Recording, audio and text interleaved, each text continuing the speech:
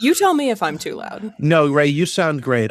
You and everybody but me has great radio voices, and I'm over here like, hi, I'm the first time I've ever been a compliment. Thank you. I'm gonna keep that little snippet, and I'm gonna play it whenever I feel bad.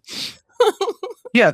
So anyways, as you might tell, this is coming to you live from the land of healing. No, it's not. This is Somehow You Didn't Die on Your Way to Work, a transit industry safety podcast where today we have some guests. I am one of the regular hosts, Joseph Zeta. I am joined by Zach Lybrand, returning host, Ray, and of course, our second special guest host. Holy fucking shit, it's Justin Roczniak. Hello, it's me from the podcast that you all know about engineering disasters with slides. Yes, what's the name of that podcast, Justin? Well, there's your problem. Oh, well, there's a podcast about engineering disasters with slides. It's nice to support indie creators. Oh, yeah. It absolutely is. I found out less than 10 hours ago that you were going to be on this podcast, so I've had that amount of time to prepare. Oh, boy. When I was putting the slides together last night, I actually was looking at them at one point. Holy shit, am I nervous about this? This is on my podcast. I was like, you put Justin Roczniak's name on here as a joke, right? And Joe was like, no. And I was okay. I just go on people's podcasts if they ask. Fantastic. That's really thoughtful of you. I think they consider that charitable work. Ah, yes. You got to find a way to write that off. Mm-hmm. Yeah, exactly. My God. Well, thank you for being here. We really appreciate it. Thank you so much, Roz. This is going to be so much fun. But before we have fun, we have to talk about current events. So let's go. Does someone have a 10-minute timer Opposite set? of fun. Zach? Oh, God. How do I never have this ready? Just use the one for your fish. That's right. That's what I'm going to do. Where's the timers? Where's the one? Can we talk more about the fish after the podcast's over? Yes, Zach has fish in a tank. Oh, I can't wait. All right, timer's going. Okay, so we're going to start up here and go anti-clockwise. So up here, Metro has donated F40C number 611 to the people at Silvis because the other one's gone to IRM and they need to clear space. I would imagine they would. Why didn't they donate it to Friends of 611? I thought of that. That would have been really funny. I imagine that this is going to look, but the problem is that Silvis has more locomotives. So this is going to look really baller behind the Challenger when they get that running in 17 seconds. Because I cannot wait for the Cope and see the people screaming about how they never ran together. They shouldn't be now. That's nice. I want to see everything that Silvis has in one long lineup working to pull 2 coaches. Oh, no, we got to introduce precision scheduled railroading to heritage railroading. Yes. Get that little shit off of my podcast. God damn it. Okay, so that's the first news item. Second news item, Chicago is legally allowed to be woke and soy again in regards to the red line because the judge said they could be. This is a follow-up to a news item we had a couple months ago where what's-his-face, Sean Duffy, said that Chicago was not allowed to be woke and soy, and so they couldn't have the red line expansion and modernization works. Basically holding funds hostage. And now the hostage. It was some bullshit about security, but we all know that woke because they were woke soy and cuck, woke soy, lib cuck, etc. Yes. Moving on from, we're going through this lightning fast. The fastest news brief you've ever seen. Moving on to this next one down here. Elon Musk has another idea for a gaping hole that's also a bad plan. This one is going to be in New Orleans, famously a city with a really low water table and no seepage ever. Brilliant. Yeah, I was about to say there's been exactly one attempt at building a tunnel in New Orleans, and it was so difficult that even Robert Moses couldn't make it happen because he was the consulting engineer for the New Orleans Highway Network, and it wound up buried and became the basement for the Harrah's Casino. This was to facilitate a freeway so that traffic engineers could achieve their ultimate dream of demolishing the French Quarter. How'd that work out? Oh my God. That did not happen. So, they actually spat out proposals to a couple of cities all at once. No joke. I think Memphis got an offer? Yes, for Memphis. a tunnel as well? They're digging one in Memphis very slowly. Okay, so that one's been going. For some reason, Dallas also got one for the stupidest little stretch. I'm probably going to be proven wrong, but based on the little brief that I saw, it looks like it is they're proposing building this tunnel to connect a train station to a university that is currently a less than 10-minute walk apart. And it's not even across a highway or anything. Like, when they built the station, they built a path, a very beautiful, wide, well-lit path to the college. When you say they spat out proposals, like, do they want to dig a hole and they're just trying to see who will let them? Yes, there are multiple cities that they're offering to dig these for free. Okay. Yeah, I think there was like a big competition that they ran, which everyone was supposed to submit their proposals for about a 1 mile loop line. Yeah, and the masculine urge to dig a hole, I guess. Yeah, exactly. For more on this incredibly idiotic topic, listen to episode 3 of this podcast, where we talk about the sainted Las Vegas monorail and also Elon's dumbass hole. Next news item: Vince Valiant's song "Bomb Iran" continues playing in louder and louder volume and in a minor tone as every day. Basically, it's a little more wonky. Basically, the U.S. government proves that we are unable to tactically drop a Burger King into Tehran for some reason. But also, we shouldn't have started, and now we can't finish it. This is like, what did I put in my notes? Trump seems unaware that you can't divorce your way out of this one. Yeah. No, this isn't one that you can just walk away from. So I enjoy they the raised newest the draft age. Yes, they did. So we're ready for another forever war. I'm excited for another forever war. This will go wrong in no way. Nah. No. Next thing. TSA is having a time because naturally, as part of the DHS defunding, because of ICE, the TSA is getting caught up on this, which ordinarily fuck the TSA, but they are the people who let you into the airport. And so they won't let you into the airport now. They're actually saying that some places may have to shut down. Security lines at major hubs are getting up to like 4 or 5 hours in some places. It's becoming really bad. TSA agents are walking off the job because you need money to live. I don't know if anyone was made aware of this before, but not commonly known in America. No, it's a novel concept. Yeah. Thoughts and prayers do not pay for Burger King, and so weirdly they do accept that at some Wawas. The TSA, I guess, shortage of employees now seems to be affecting different airports very disproportionately, because I'm looking at wait times at DFW Airport right now. There's 14 security checkpoints. 2 are closed. 1 has a 20+ minute wait, and everything has a 10-minute or less wait. It really is depending on when and where. A lot of the times, because now that travel times people are being told to show up to the airport 4 hours early. So what's happening? One of my coworkers just did that, and I laughed at him for it. What's happening is that 3.5 hours early. What's happening is that when you get to some airports, like where I live in Cleveland, the airport terminal closes from like midnight to 4:30 in the morning. So at 4:30, everybody who has the 5, 6, and 7 a.m. flights bum rushes the security checkpoints all at the same time. Hell yeah. So there's a 45-minute wait because everybody's been there for 2 hours already. So I think what's happening is that you've got a lot of people showing up, especially in the early morning or at midday, for flights that are like hours later, and the people who are showing up at the normal time. And now there's ICE agents in airports who are just sitting around with their thumbs up their asses. Right. Well, in a hierarchy of like, fuck you, the TSA at least ranks above ICE. Yeah.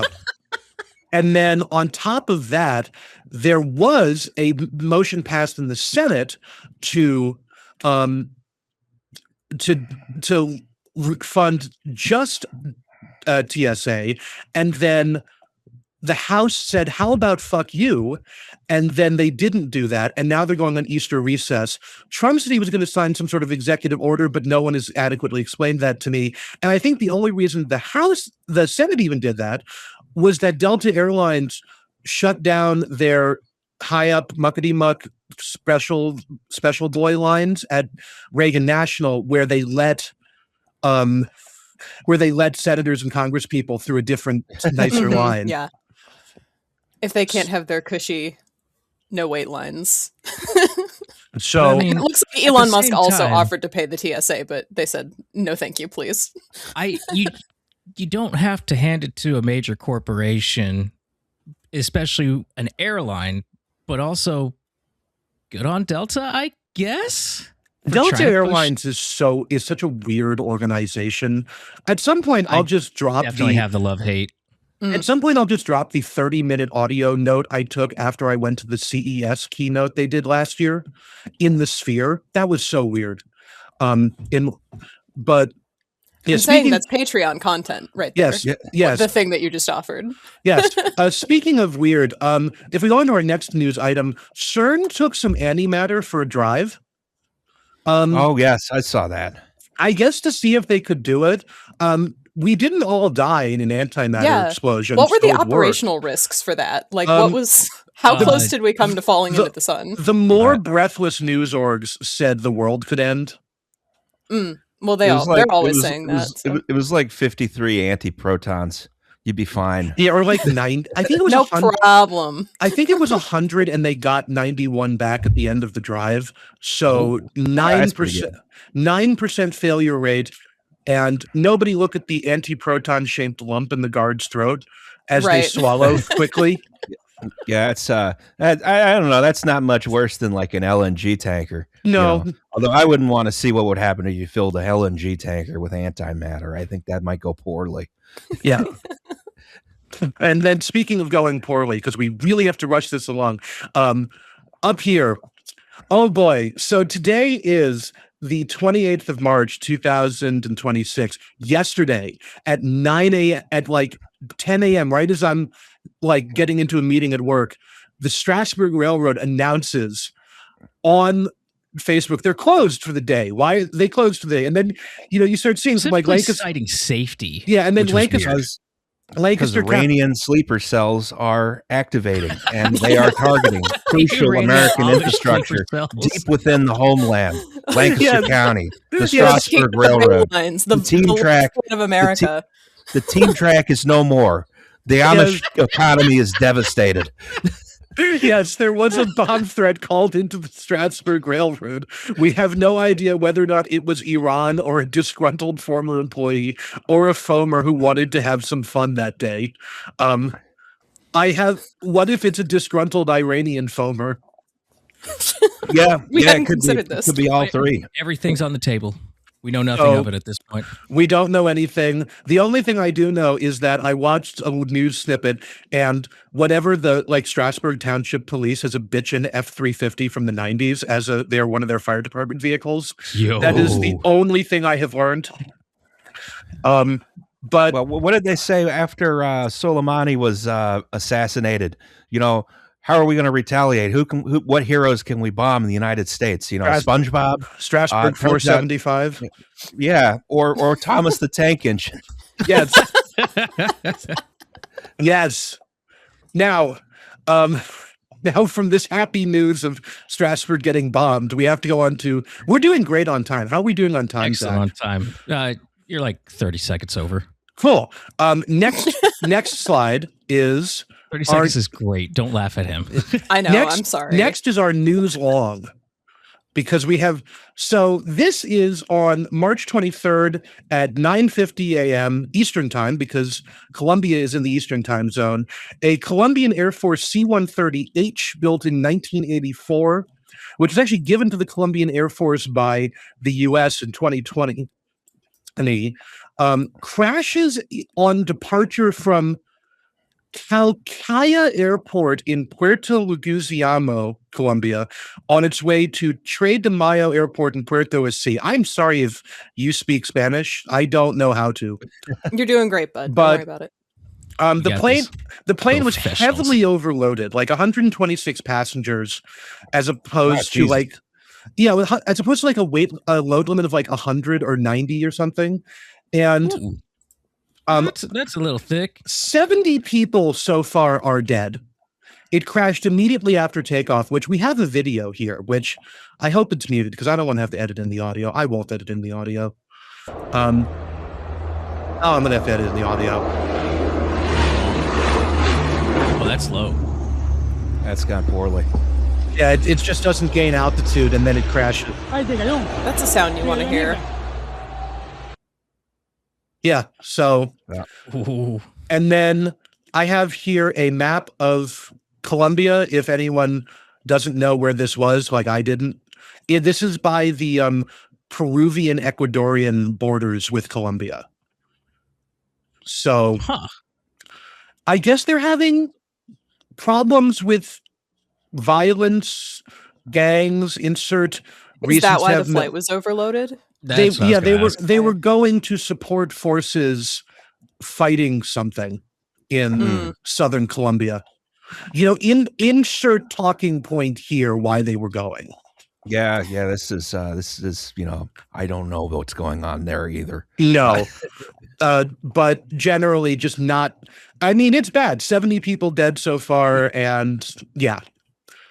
And then this you might not have heard of. You might not have heard of this because this happened on the 23rd of March at 9:50 a.m. But on the 22nd of March at 11:30 p.m., something happened in front of cameras where white people could see it. So let's go on to the next slide. I didn't notice these slides had transitions. Damn. I have put transitions on every single slide. That's where the budget goes for this podcast.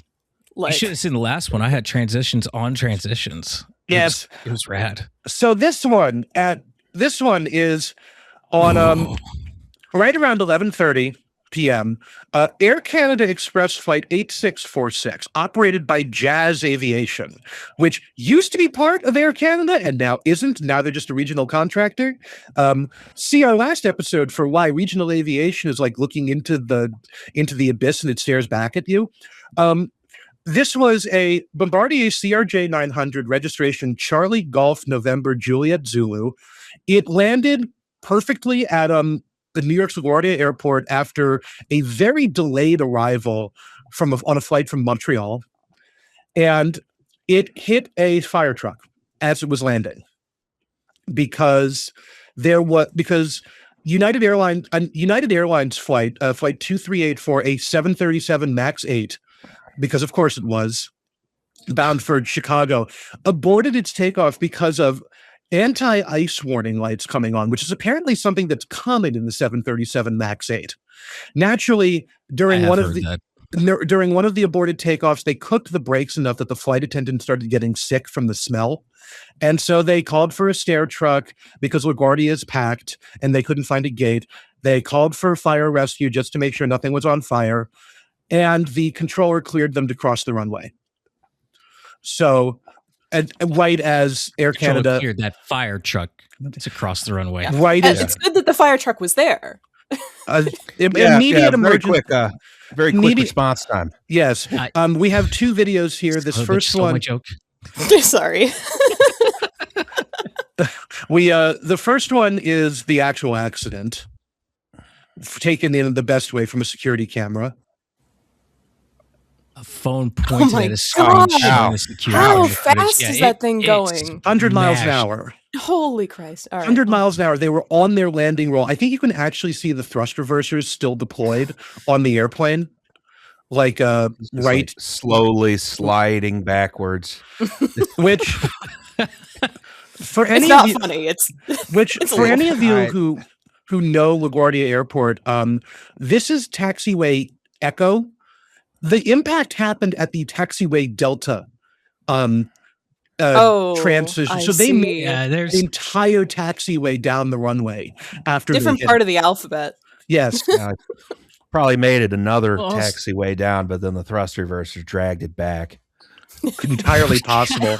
And then we have here the air traffic control audio. Which this one hurts. Yeah. Truck 1 and Company, LaGuardia Tower requesting to cross 4 at Delta. Truck 1 and Company, truck requesting to cross 4 at Delta. Truck 1 and Company crossing 4 at Delta. Frontier 4195 to stop there, please. Stop. Truck 1, stop. Stop truck 1. Ooh. Stop. Stop truck 1. Stop. Delta 2603, go around. Runway heading 2000. Jet 646. Yep. Jet 646, I see you collide with a vehicle here. Just hold position. I know you can't move. The vehicle's there responding to you now. Is the runway closed? Delta 2603, go around. Runway heading 2000. Heading 2000, go around. 2603. Couple of things happen really quick right there. If you're not familiar with radio voice, the ground controller for LaGuardia clears this fire truck to cross a runway, and then starts talking to a completely unrelated flight about landing, and then realizes that fire truck is coming out across this runway right in front of a plane that he had just previously cleared to land. So that's why you hear him start saying, like, just in the middle of another transmission, truck 1, stop, truck 1, stop. Which And it he also tells that other flight to go around because you're not getting on the ground for a bit now. Yeah. And it also should be noted that I believe at this point in the day, LaGuardia was A, it was raining, B, it was dark, and C, the controller was doing ground and local control at the same time. Is that typical? No. No, this is is like one guy for a doing reason. all the jobs. Yes, this is basically we talked about air traffic control understaffing in the last episode. The Potomac River air disaster. This happened literally like the day after we recorded that episode. So this is basically, exactly what we said would happen.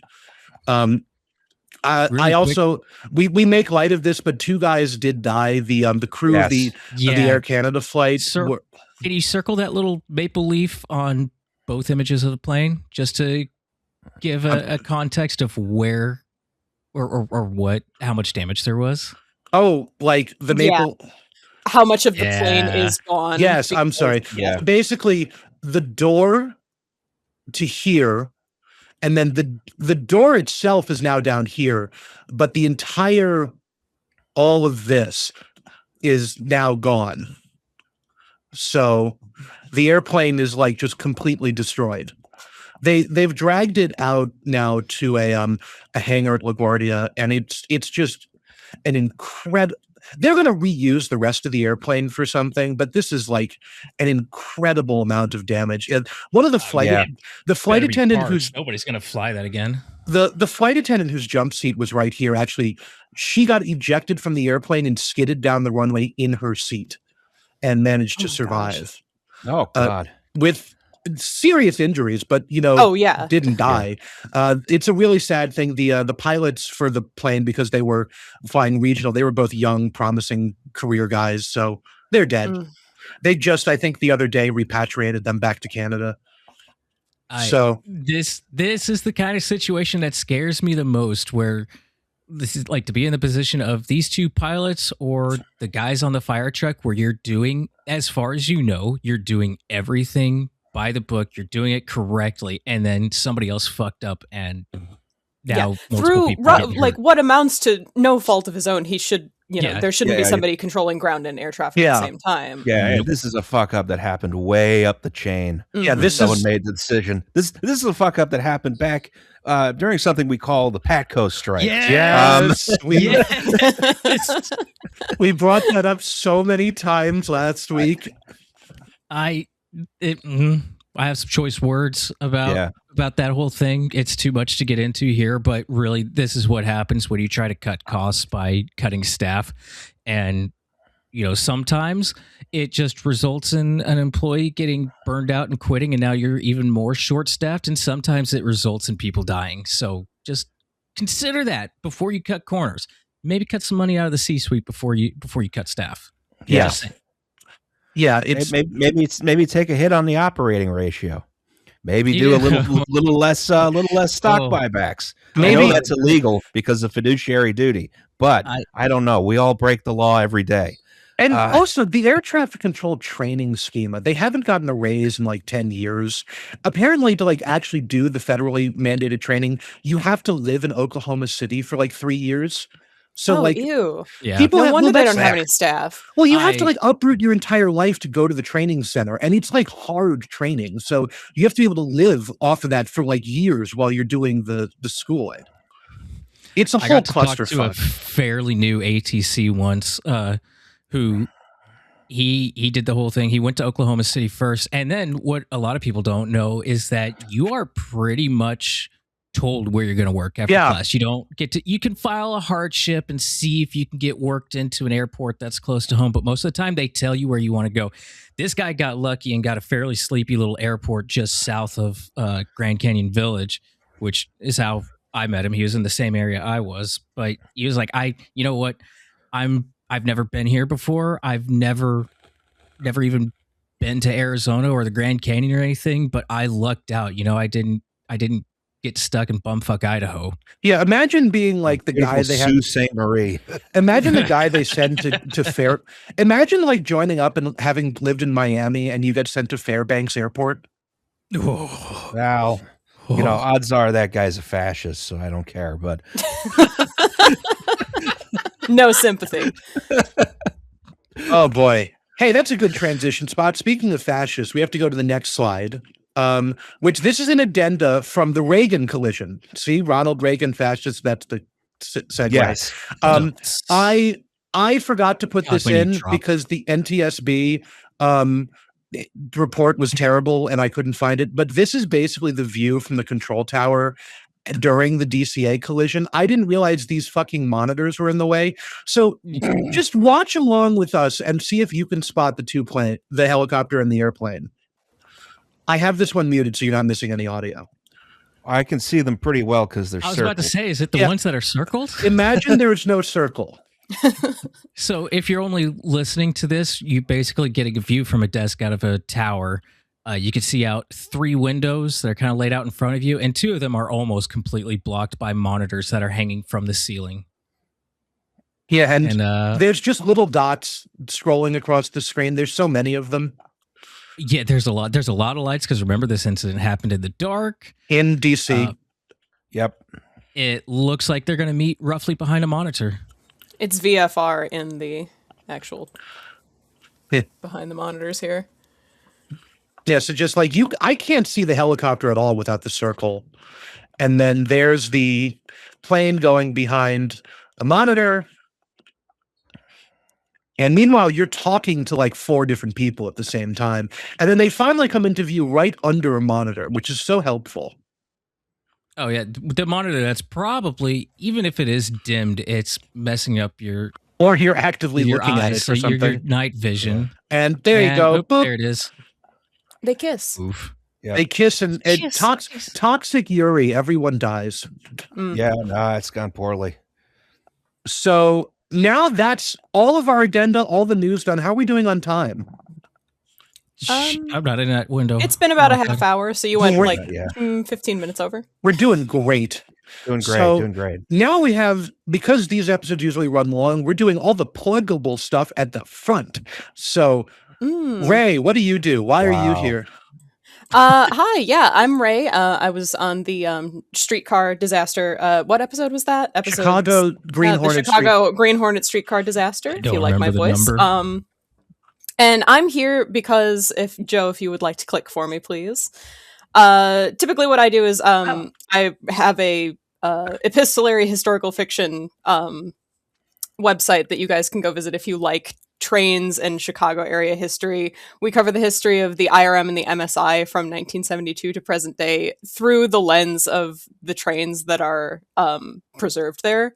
If you like Thomas the Tank Engine, this might be kind of your jam. We also have a bunch of other stuff on the website, including extra stories, design and research notes that we use, a searchable timeline of all of the Illinois Railway Museum acquisitions, if you are interested in those sorts of things, and a bunch of newspaper articles. So, and a forum that we set up, so if you want to play on a forum, if that sounds like something you're into, check us out. And then the other thing that I do... Quick. Oh, sorry, go ahead. Quick. Who has the neighbor with the really tiny dick right outside their window that keeps revving their truck? Not me. No. I heard that sounded like an engine just revving real hard. I couldn't hear it at all. Yeah, I didn't hear anything, but I was also yapping. So Maybe I'm breathing heavily, and it's because I have the gain up higher than normal. Justin, your lungs should not have a Hemi in them. Yeah, no, that's not good. I need to get more diesel in my diet. My bad.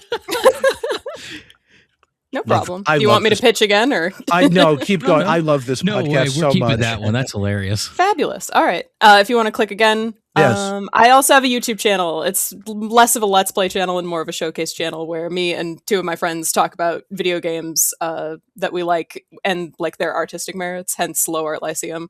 Thursdays and Fridays at 7 p.m. Central, and we're playing Octodad next. As of this, when this podcast goes up, we'll be playing tomorrow, so check us out.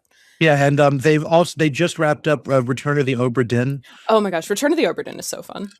And they've done other ones like We Happy Few, yeah, Mafia. The We Happy Few one is a nice long play if you need something to fall asleep to. It's very chill. They also did Mafia and then The Warriors and some other ones too. And Joe was there in the chat. It was a great time. So thanks for showing up, by the way. Yeah, no problem. And then Justin, you have a show, right? That we've never heard of. This is your website, isn't it? Yes. You can see. I host Well, There's Your Problem. It's a podcast about engineering disasters with slides. Here is a picture of it, which I believe is an advertisement for our holiday sweater from a while back. I snipped this from last night, so it's still on your website. Well, I don't update that. That's Corinne's job, actually. I think she does so much for us. Well, Corinne's great. I got her autograph at the live show. Wow. Yeah, when I went to the live show, I got everybody's autograph. I got yours, Liam's, Nova's, Jay's, Scooter's, everybody there. I had them pass it around. Wow. What did you have them sign? One of the posters. Oh. I bought the poster. I was going to say maybe a baseball cap or... Yeah, no, I have to get it framed. It's been sitting on my desk for ages. But Justin, I have a slight beef about some of your merch. Your safety vest does not have an X back, so I can't use it when I go to work. I have to have a reflective X on the back, and I can't rep Well, There's Your Problem with a safety vest. Damn. Well, that's the on edition out. That's on rushordertees.com. Sponsor of the Atlantic City Expressway. I'm drafting a letter right now. Unacceptable. It's a very firm, angry letter. Mm-hmm.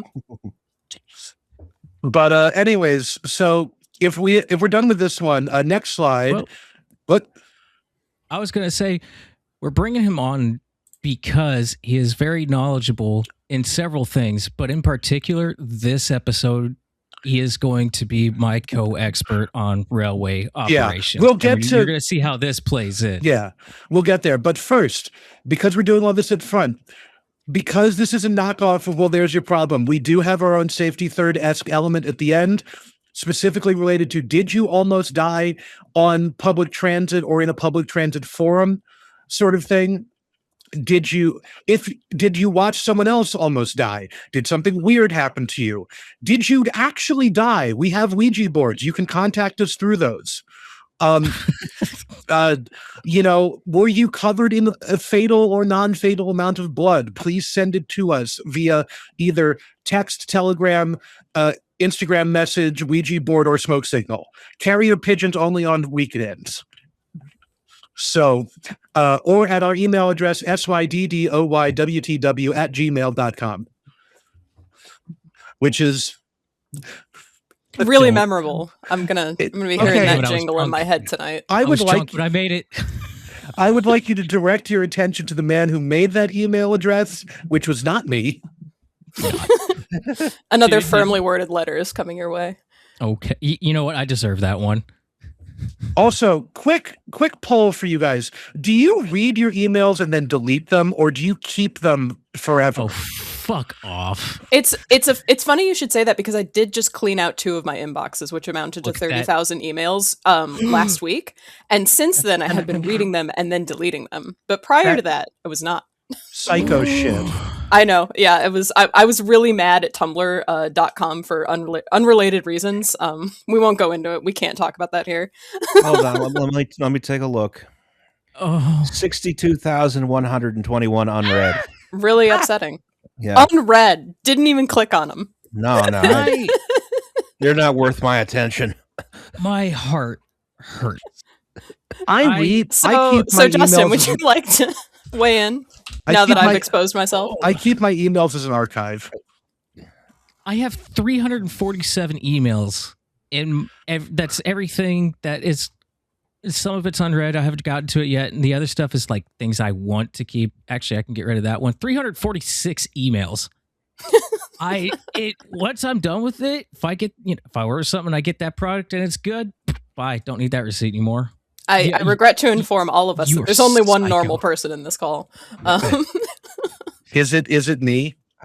Yeah. With my that's what you want. With my 0 unread emails currently, but let's see how many. I don't even know how. I can't even look it up on mobile right now. I'll look later, but there's thousands of them. Anyways, let's go on to our next slide, which is if you have to pee, do it now.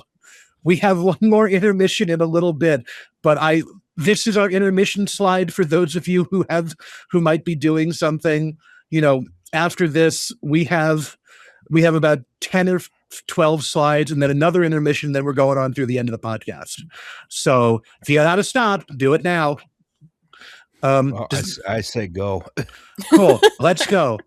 So what is today's episode, you might ask, that we got Justin Roczniak for? Well, direct your eyes to the date that this episode comes out on, because April Fool's, motherfuckers, we're doing Thomas the Tank Engine today. So strap the fuck in, sit the fuck down. The doors have been locked behind you. You're not getting out of this. You're staying here until I am done speaking, which takes however long it is.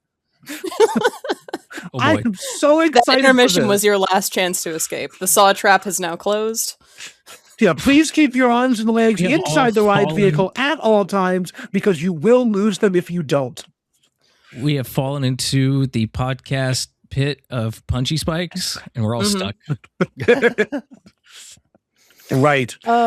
So before we go on to this, we sort of have to ask the question, who the fuck am I to talk about this? Who the fuck is Ray to talk about this? Let's go on to our fandom qualifications for Thomas the Tank Engine. So yeah, my qualifications are, and I love that you made me do this first, because they're going to sound really, really underwhelming next to what Joe's actually done. I'm a 20-year veteran of the space. I have literally been watching Thomas the Tank Engine since my brother was 4 years old, which makes me, at the time. I have been to the Illinois Railway Museum's Day Out with Thomas, which, if you've been there, also you will know you get a veteran's discount. As a guest, or were you working? It was a guest. I did not volunteer that day. No, working those events is a nightmare. Stay away. It was we could not get food, and the weather was terrible. Never mind. It's fine. Oh, God. Support your local railway museum. If they have a Day Out with Thomas, go once. You don't have to go again after that. I worked 2 or 3 of those events. It was bad. Please share, actually, maybe after the podcast. Absolutely.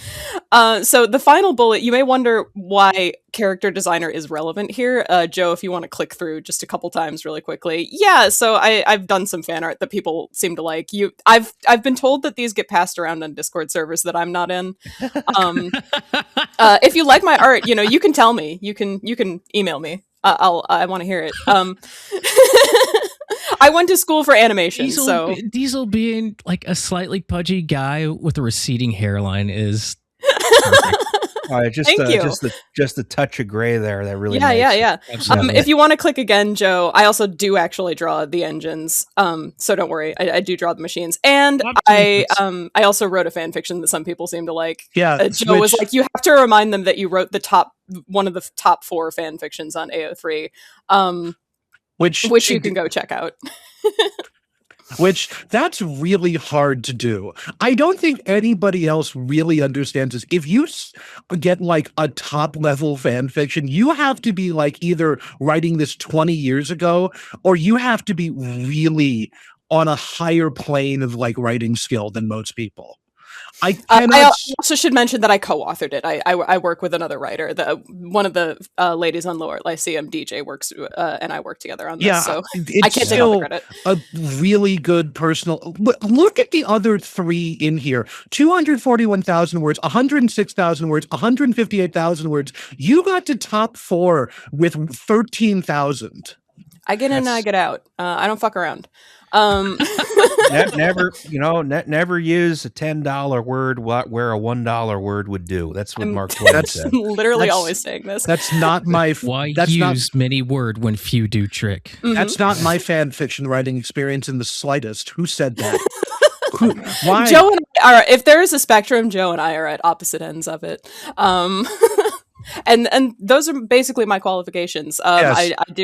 I'm very interested in like TV show production design. That's kind of how I got back into it as an adult, was just really appreciating like the model series and how much work went into like making that thing actually happen, because it sounds like it might have been a nightmare at certain points. I don't know. I talk good sometimes. Yeah, you talk really good. So my fandom qualifications, I have also been in this fandom for over 20 years. I'm 29 right now, and my mom turned on Shining Time Station when I was 2. So I have been in this for 27 years. I am also a Day Out with Thomas veteran. I went to one of the first ones at Strasbourg back in like 1999, 2000. I have been to several more as a child, and I've also written Thomas Tank Engine fan fiction that I'm definitely not going to show here because I am way too Midwestern about it and don't feel good about self-promoting. Oh, you forced me to do mine. Yes, because you've managed to dodge that bullet somehow. I need a Joe to yell at me to do this, but I also have one other thing, which is the preservation topics column from next month's Railfan and Railroad, which is about Thomas, the Day Out with Thomas event, which I wrote, and I am going to be paid for. And also, if you look here in the center, there is a photograph of me, age 6, on my birthday at Strasbourg's Day Out with Thomas. I have been in this for so long. So I had to bother the Australians, the New Zealanders, the Japanese, the Canadians. That's the Japanese one up top, isn't it? Yes. The Poles, the English, the Dutch, and Americans, and only some of them wrote back to me. But yes, this is Thomas. Day Out with Thomas is a multinational coalition of at this point. We've got Strasbourg. This is the Oigalo Railway in Japan. This is the Puffing Billy Railway in Australia. There's operations that I found in Poland, in New Zealand, the Netherlands. Did you ask IRM? I did. They did not respond. There is seriously a very tight-lipped attitude towards talking about Day Out with Thomas as it's because there's NDAs. Yes. I'm sure there are NDAs. I'm also positive that it is their biggest moneymaker, so they don't want to. Usually, it used to be. It used to be. It's not as much anymore because that may be changing with the new TV show coming out next year. But the Polar Express has overtaken it, and there are various Polar Express knockoffs. But to give you an idea of how I've heard horror stories about that. Yes, I've got horror stories about that. Give you an idea of how hard it is to get information. The only firm numbers that I was able to get from anything was from Railway Preservation News Forum post from 2000, where Jim Rinn, former head of the TVRM and then later head of Trains Magazine, was writing on the forum to the head of the IRM about their various attendance numbers. So you can read this. Nothing like a 25-year-old source. Yeah, it's the most reputable one I could find. To be fair, if you would like to read this, because this is a low resolution work print copy, buy the May 2026 edition of Railfan and Railroad, and if you meet me in person, I will sign it. Okay, yeah, I'll do that. My subscription again, aren't you? What was that?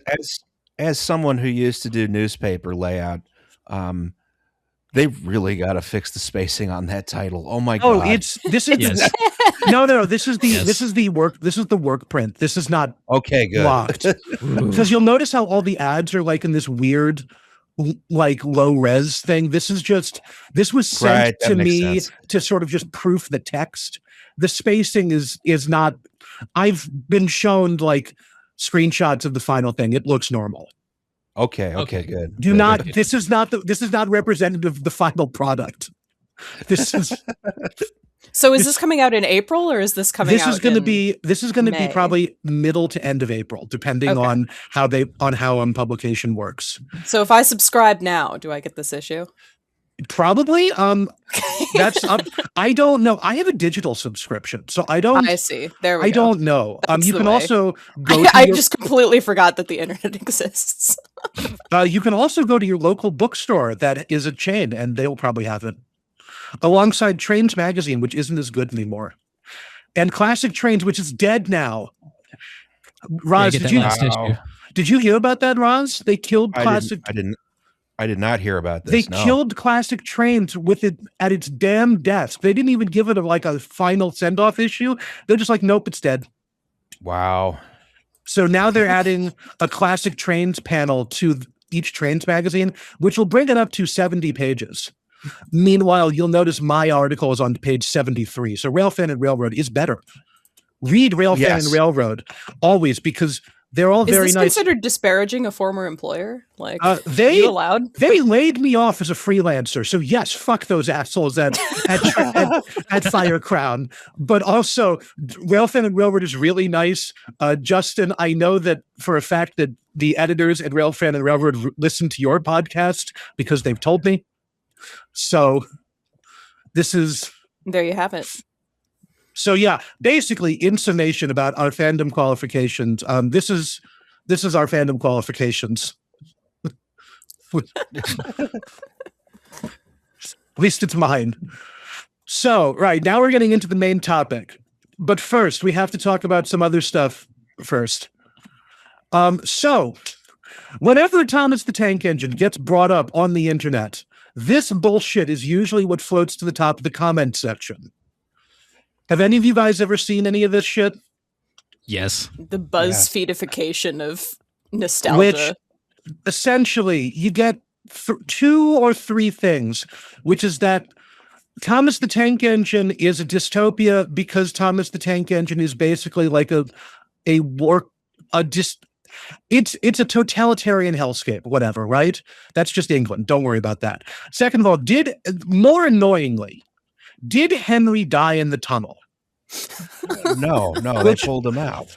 Okay. Yeah, eventually. No, I'm explaining to this for the people who might have never watched Thomas the Tank Engine before. Which 0 are listening to this podcast? But look, we have to cast a wide net. I understand. Sorry.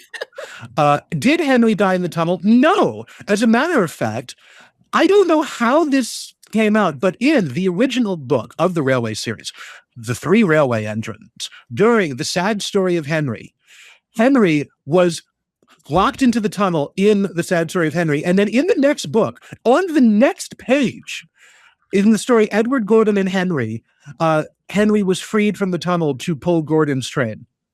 I don't know every VHS and DVD, because the Thomas the Tank Engine wiki has the track lists of the VHS tapes, has this too. I don't know how people got this as like the only thing that they remember from this, because if you think this is the dark point of Thomas the Tank Engine, oh no.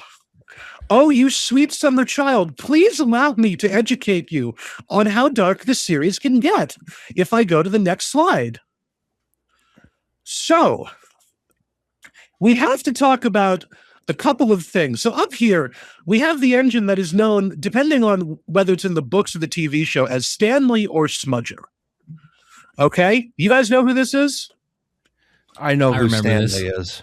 I was going to ask, do we want to really quickly let Roz and Zach talk about what they know about Thomas the Tank Engine before we get too far into this, before we get too into the weeds? Sure. How much do you guys know? Let's establish a baseline.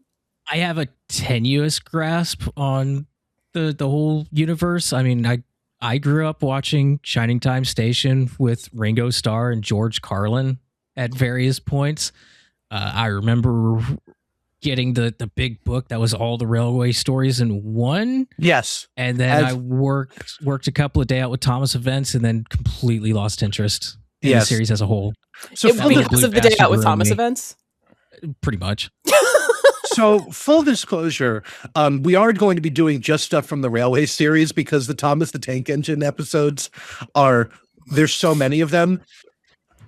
And there's so many in the Railway series too, but Roz, how good is your knowledge of this? Is it... I knew enough to know that the background was the flag of the Isle of Sodor. Oh, okay. So you're in there. You're as cooked as we are.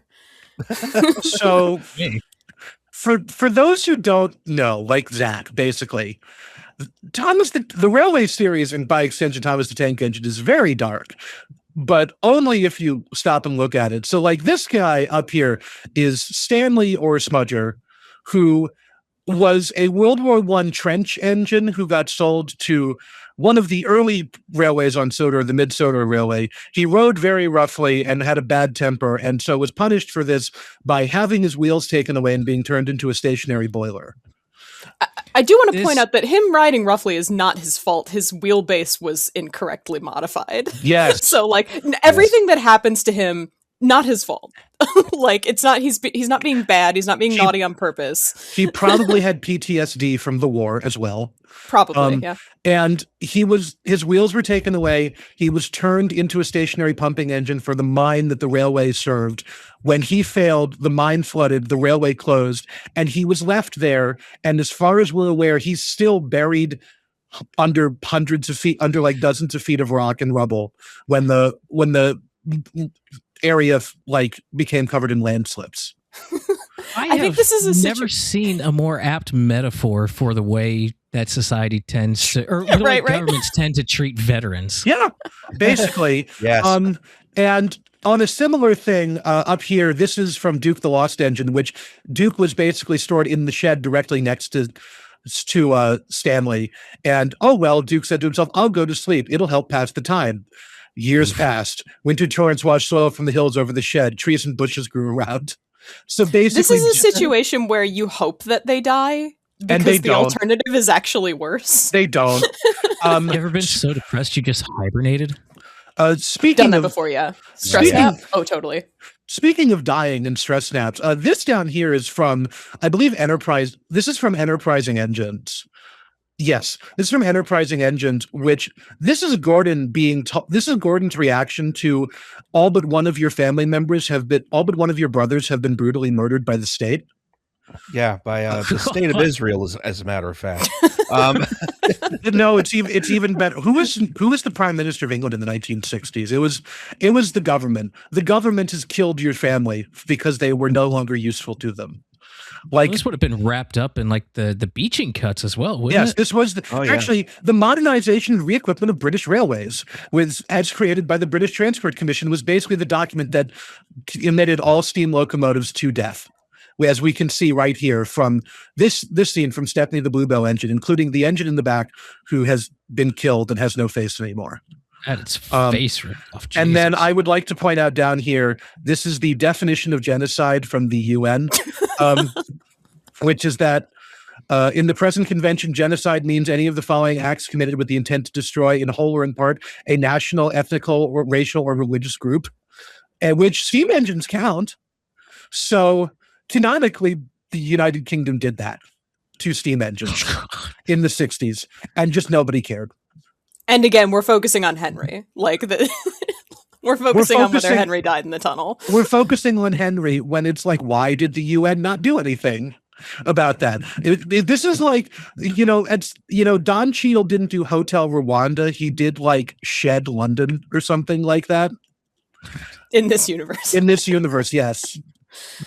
Shed word that is almost incomprehensible, but it's an actual word because it's Welsh. Yeah. Landferry on Gogok or whatever that really long named town is. Gogok. Yes. I don't even remember the rest of it. I just remember it ends with Gogok. Yes. Yes. And then, so we're going to go on now to the next slide, which is actually the quick primer of what the island of Sodor is, for anyone who doesn't know, which is the island of Sodor is a magical land of make-believe that is located directly off the coast of England between Barrow-in-Furness and the Isle of Man. So, magical world of make-believe that is extensively detailed and and has most of its geography mapped out quite thoroughly. Extensively, yes. Yes. And magic only exists here, as far as we're aware.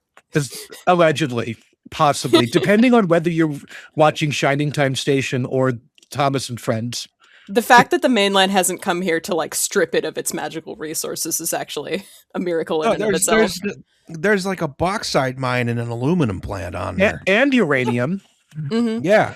And apparently they found coal recently. Like one of the more recent Audrey extravaganzas said they found a seam of coal. And I've been saying this for years, that what must have happened is they must have dug like someone's house foundations and found coal and had like basically Vietnam flashbacks of the Aberfan disaster. It was like, cover that back up right fucking now. We are not letting the National Coal Board know about this. The metatextual reason is because they wanted to like quit importing the Welsh coal, like for Henry, I assume. The shitty Welsh coal, right? Yeah. But the fact that the lore is still developing, like to this day, as of a couple of months ago, speaks to the dedication that this fan base has to this as a living world. Yes, I think. This is very Tolkien-esque in that if you have a son named Christopher, he will ask you to write down the bedtime story, and then it becomes a big thing. Kids named Chris were responsible for Winnie the Pooh, Lord of the Rings, and Thomas the Tank Engine. So anyway, if we keep on going, we're now actually getting into the various accidents in the Railway series, because if we did, I have to tell you, I pared this list down dramatically, and it still is enormous. He came to me the day before and was like, I need help. There's too many. So if you don't see the accident, what about this one? It's like, no, like I didn't do Wilbur the Forest Engine because A, fuck that shit, and B, no, I'm not. I don't like, or like one of the ones where like Thomas went to the NRM. No, I'm just not doing that one because I had too many to do. But anyways, first slide. This is one we call classic nonsense, where just some bullshit happens on the railroad. And this is the stuff that would be passed down anecdotally, but otherwise wouldn't be written down if there wasn't some guy walking around writing down shit like Reverend Audrey allegedly did on Sodor. So up here, book number 3, James and the Red Engine from 1948. James bumped his coaches so badly that the shitty ass vacuum brake line broke, and it had to nice and gentle. And it had to be repaired with a piece of newspaper and some leather bootlaces that they stole from a passenger through intimidation and public shaming. These were nice bootlaces too. Like they go out of their way to be like, you have some new shoes. You got a bootlace there. You know, like this guy is, he's paid good money to be on this train. No, they're my bootlaces. And then everyone yells at him. We were going to have to get into this early. But who is responsible for actually moving the train? Is it all the driver, or does James have free will and he was negligent? James does have free will, and in fact, he's being naughty in this particular story. He doesn't want to be pulling these coaches. He's been pissed off by something earlier in the story, and so he's taking it out on the coaches. And he is also being driven. And Zach, hold your question for a bunch of slides. We have an entire section devoted to runaway trains. Don't you worry. Yeah. So how much control the engines have over their, like, the actual riding of the train is kind of an open question, and it varies from story to story. Yes. The next one we have here is one of the really funny ones. This is from Troublesome Engines, which is the 5th book, 1950. So the circus has come to Sodor. Irrespective, and then in the background, some workmen are told that there is a blockage in the tunnel, which they handled way more chill than I think they should have, because a blockage in the tunnel usually means the thing is going to collapse. But they go at it with shovels, and then the blockage growls at them. So their response is to get Henry, who is clearly not on board with the thing. If you see his face right here, as they say, he has tunnel trauma by this point. He has tunnel trauma at this point.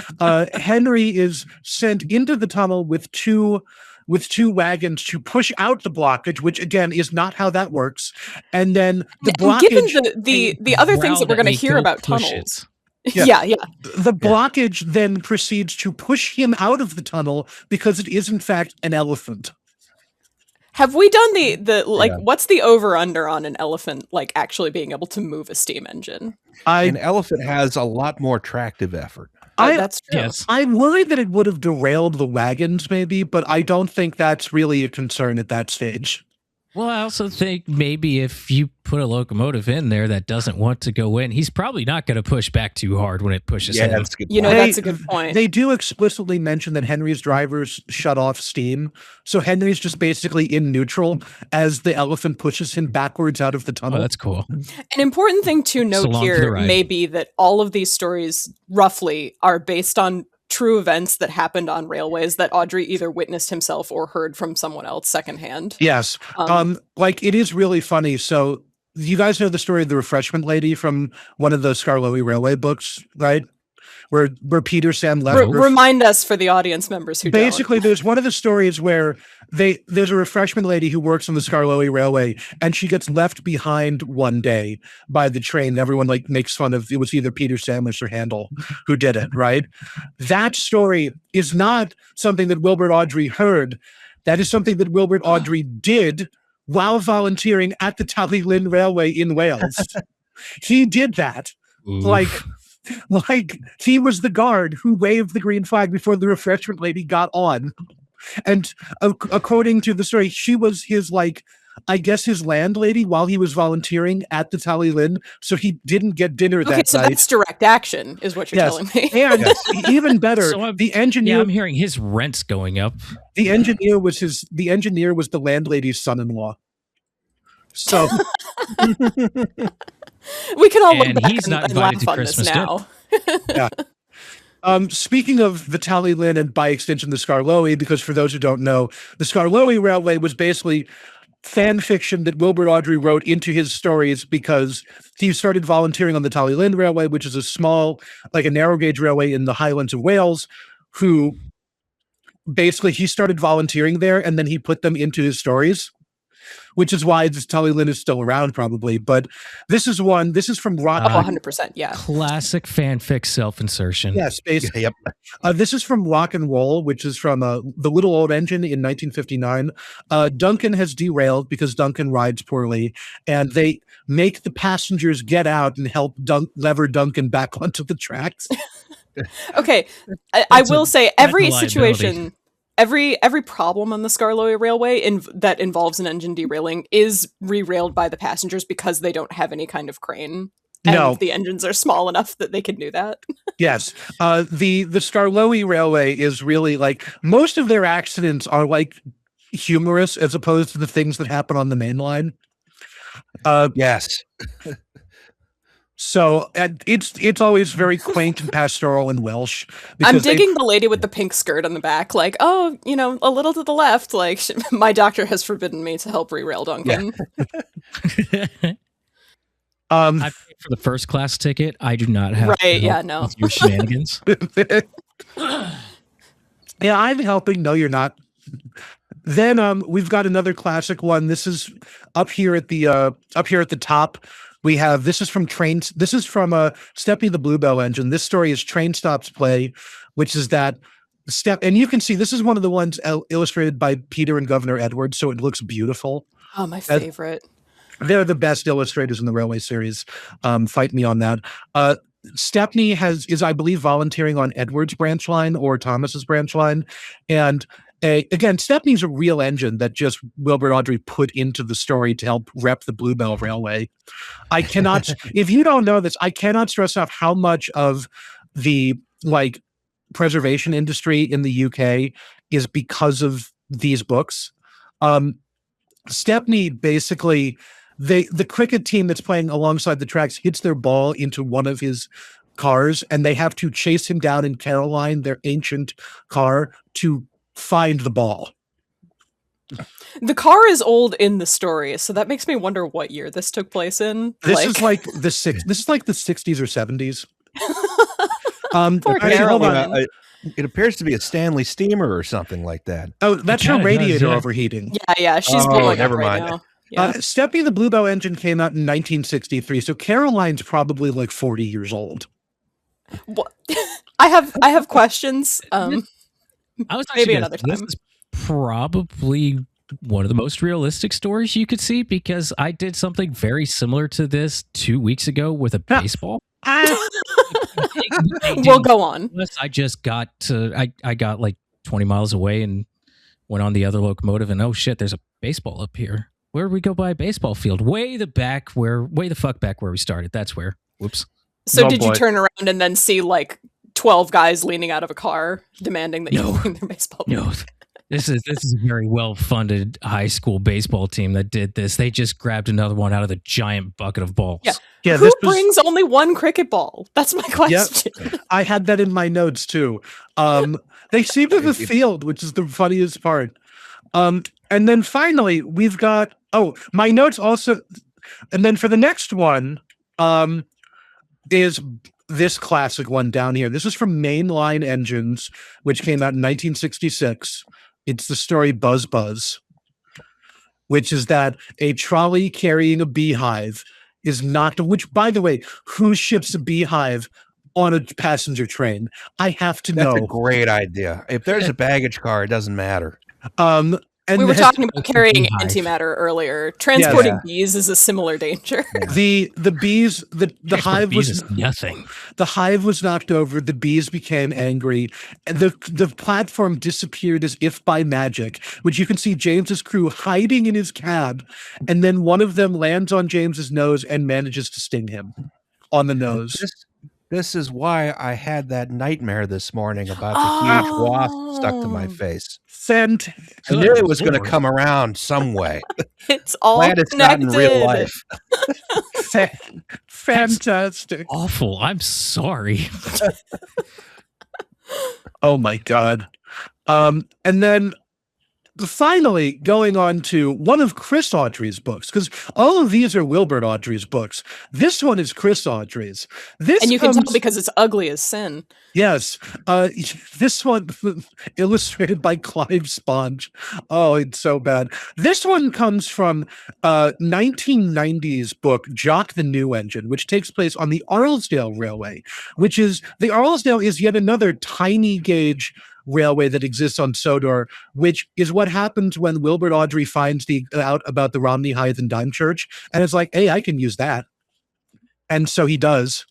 This is not the last time we will see the Arlesdale Railway, but this one is Chris Audrey's doing, which is that the train has had an incident where Bert, who is this blue engine that you can just see his tender of, has evidently pulled his own coupler out of his buffer beam. And as you can see here in text, his driver repairs the train with super glue. I suppose if it worked for the Montreal Main Mid-Atlantic, it'll work for anybody. You know, super glue is rated for draft forces. This is that scene from the Blues Brothers where they have to explain what they're doing to the good old boys RV. You know, and Jake says, "This is glue, strong stuff." A thing you will notice too with the Chris Audrey stories is that frequently they are simply retreads of the stories that his father told in the classic books. This is just the bootlace story, but with super glue instead of a bootlace. And it's not as good either. No. Oh Lord. I have several questions about what lack of training there was to think that was a suitable substitute for a chain. It really is not. It's not an issue. Like they could just like get off at that station. Like the train does not have to keep going. No, this is the top station, so they're going back. Get a car. Like I don't. Well, what I like is that they're selling locomotive. they're selling Train has to move locomotive. at any expense, and that includes the expense of safety. This is they're a using bad mentality to have here. They're using locomotive. They sell locomotive grade super glue at the station gift shop. Yeah. Which, by the way, is like, I don't think he's using it to pull the train. I think he's gluing the coupler back in place. That's worse somehow. Yes, I know. That's pretty funny. I could have at least gone for JB Weld. There's so many. There's so many Chris Audrey stories in here because they're all so dumb. All right. Right. Which What going else on. we got? Really tried to discourage Yes. him from putting all these in here. But Now we have a section called Trains versus Animals, which this is all stuff that would never happen in America because this is all pathetic. And you'll notice that most of these are Chris Audrey ones. So the only one that's not, we have here from Edward the Blue Engine, which is the story Cows! ! Where a group of cows charges their fence, breaks through the fence, and manages to decouple and derail Edward's train.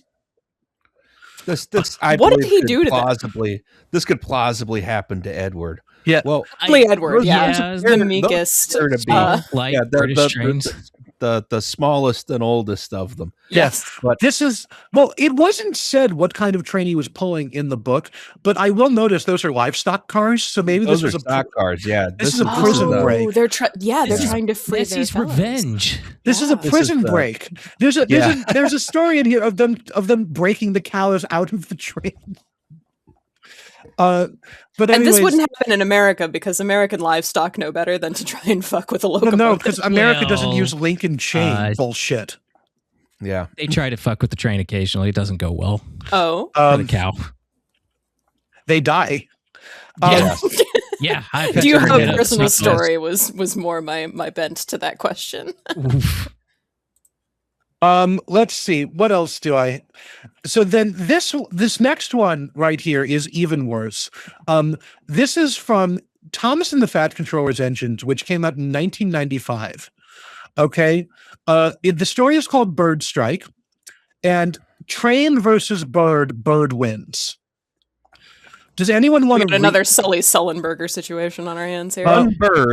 One bird, larger than the others, had been perched on a gatepost beside the line. It flew so close to Gordon that its as in it is. Oh my God! Its wings almost brushed his nose. As it did so, there was a bump, and Gordon felt his brakes come on. And then they try to investigate this, and they eventually figure out the fireman laughed. That bird knocked the seal out of your brake pipe. Look. All right, what kind of 2-bit railroad are y'all running over here? So they hold it together with glue. What I like is that he tells where he found this from. A crow did it on the Great Western in 1915. So he's basically like, see, I didn't just make this up. That's not better, Chris. When did this turn into a Chris Audrey hate podcast? Hang on. The next one I don't know, but I'm here for it. The next one up here is Rabbits. That's the name of the story. It's from the same book. Rabbits have undermined the track outside of Dry Eye Airport Station on Thomas's branch line, and Thomas basically almost falls off the embankment because of that. Which again, train versus rabbits win. I think that's rabbits versus infrastructure again versus train. But so they destabilized the embankment with all of their burrowing. You can see the 4 holes right here. This is the problem with railways in Britain is they haven't sprayed enough toxic chemicals around to keep the animals out. Yeah, this would never. Here we know that. Yeah, here we get the big car that just sprays Roundup everywhere. Also, if you derail enough cars full of PCBs, eventually the local wildlife doesn't become an issue. Yeah, that's true. That's true. They remove the animals from the environment. Yeah, and then the next one we get in the same book. I would like to point out that all 3 of these are from the Thomas and the Fat Controller's Engine. Which in this book, the whole through line is that a royal personage is coming to Sodor, which the royal personage is canonically Prince Chuckles, Prince of Wales. now King Chuckles the third. And so one of the incidents that happens literally as the royal train is on its way to Sodor is a spider web has shorted out the signal box. We don't even get a picture. We don't even get a picture of the spider web. That would be scary. Maybe y'all didn't hear me earlier. What kind of 2-bit railroad are you running over here? I don't know. You could have a signal system taken out by spider web. It wafted the old spider's web between the two electrical contacts. At once, everything in the signal box stopped working. Yeah, everything else is steam powered and old fashioned, but apparently they have done away with mechanical signal boxes on the Isle of Sodor. They've gone straight to CTC. It's 1995. Who can say? Yeah. The fact that they kept putting out books after the year I was born, like I was shocked to learn that. Okay. Oh, you'll be really shocked then. 2007's Thomas and Victoria, which was supposed to come out in 1997, but the publishers, because Chris Audrey hates his publishers so much, they had to silence him. This book took 10 years to come out. One of the stories in it is called Eels on Wheels, which is a shipment of eels as bound for a local restaurant was sent on Daisy up the line on Thomas's branch line. Those weirdos eat eels. Now that Brexit has happened, that's the only indigenous food they have. How do you barely touched your plate of eels? What's wrong? A small child knocked over one of the boxes of eels and they fell on the tracks in front of Daisy. Daisy got so disgusted by this, she popped a fuse. And so eels 1, Daisy 0. That's not even the eel's fault. Any significance, like if someone had yelled really loud next to her ear, that would have happened. Like, yeah. So again, 2-bit railway. Then we go on to a more serious incident. Trains versus animals. Fish 1, Thomas 0. This, of course, comes from Thomas Goes Fishing in the story Tank Engine Thomas Again from 1949. The water column at, I think it's Elsbridge Station, doesn't work, so they go out onto the bridge over the River Els and start to winch up water to fill Thomas's tanks. The bucket that they're using catches some fish. The fish end up in Thomas's tanks. The fish manage to block both intake pipes, and then Thomas almost blows up. So about to say, that sounds like it's developing a low water condition in which we could see a Gettysburg Railroad incident that wouldn't go as well because presumably Thomas didn't have those same functioning stables that made Gettysburg survivable. Well, the thing is that Thomas's driver and firemen knew that the water was going down, and they made steps you'll see they are painting we had to stop and paint a sign that says danger, keep away. You got one that says danger, keep away, but then the other guy's still hanging out there to paint the second danger sign. Yeah, he's got the sign between him and the engine that'll protect him. And the crowd is within shrapnel distance. You'll see over here. They're about to get a show. Fortunately for all involved, Thomas does not explode and die. I think it'd be funny if he did explode and then fade to white, roll credits. Yeah. Thomas did not. Instead, no, you need like a slow dirge version of it. Yeah, people have done that, but no. So this is trains. I just want to point out that every story involving animals, save a couple, is trains lose, which is so British. But it's not the funniest one. The funniest one comes from Chris Audrey again, which recurring enemy of the show at this point. Take this one in. This is from Thomas Comes Home, the titular story in Thomas Comes Home from 1992.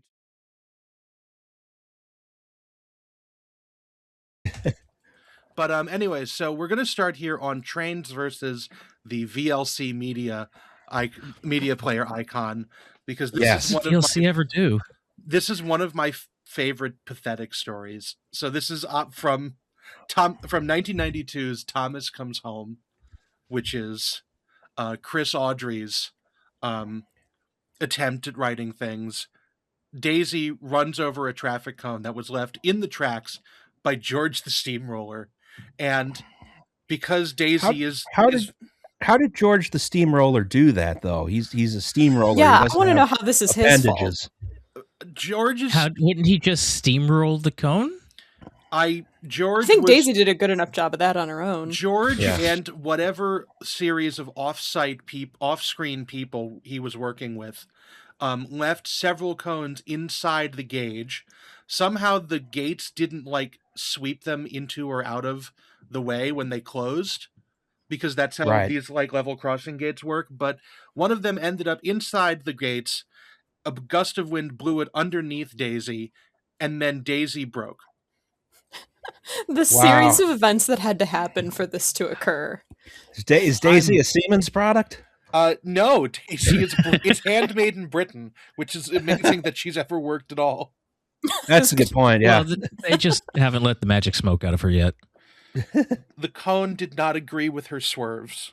This whole series of events seems very unlikely. I think I'm going to have to go with the idea that Daisy may have been framed here. Probably. Oh, George was framed. So who's the real culprit? I want to know what year it is that we're still using George to pave these roads. I've just sort of assumed that George the Steamroller is still there. He's paid for. I guess so, yeah. It's 2026 and they're fully just repairing potholes with him. 80 years ago, and by God, we're going to get every dollar out of this. There was still a lot of steam sort of traction engine type things in Britain up until the 70s and 80s. I believe it was still pretty often you would see a steam powered asphalt truck until 85 or something, because the steam boiler kept the asphalt warm. So, Okay, honestly, actually that tracks. It's a little ingenious. I also figure that, unlike a lot of these places, Sodor has the ability to work on boilers relatively inexpensively. So you just have to imagine, if the workshops are all equipped to handle steam-powered machines, there's no reason not to keep them running. George is just really keeping his mouth shut about the fact that he has to go to the works where they take apart the steam trains every 1452 days or whatever the equivalent is in England.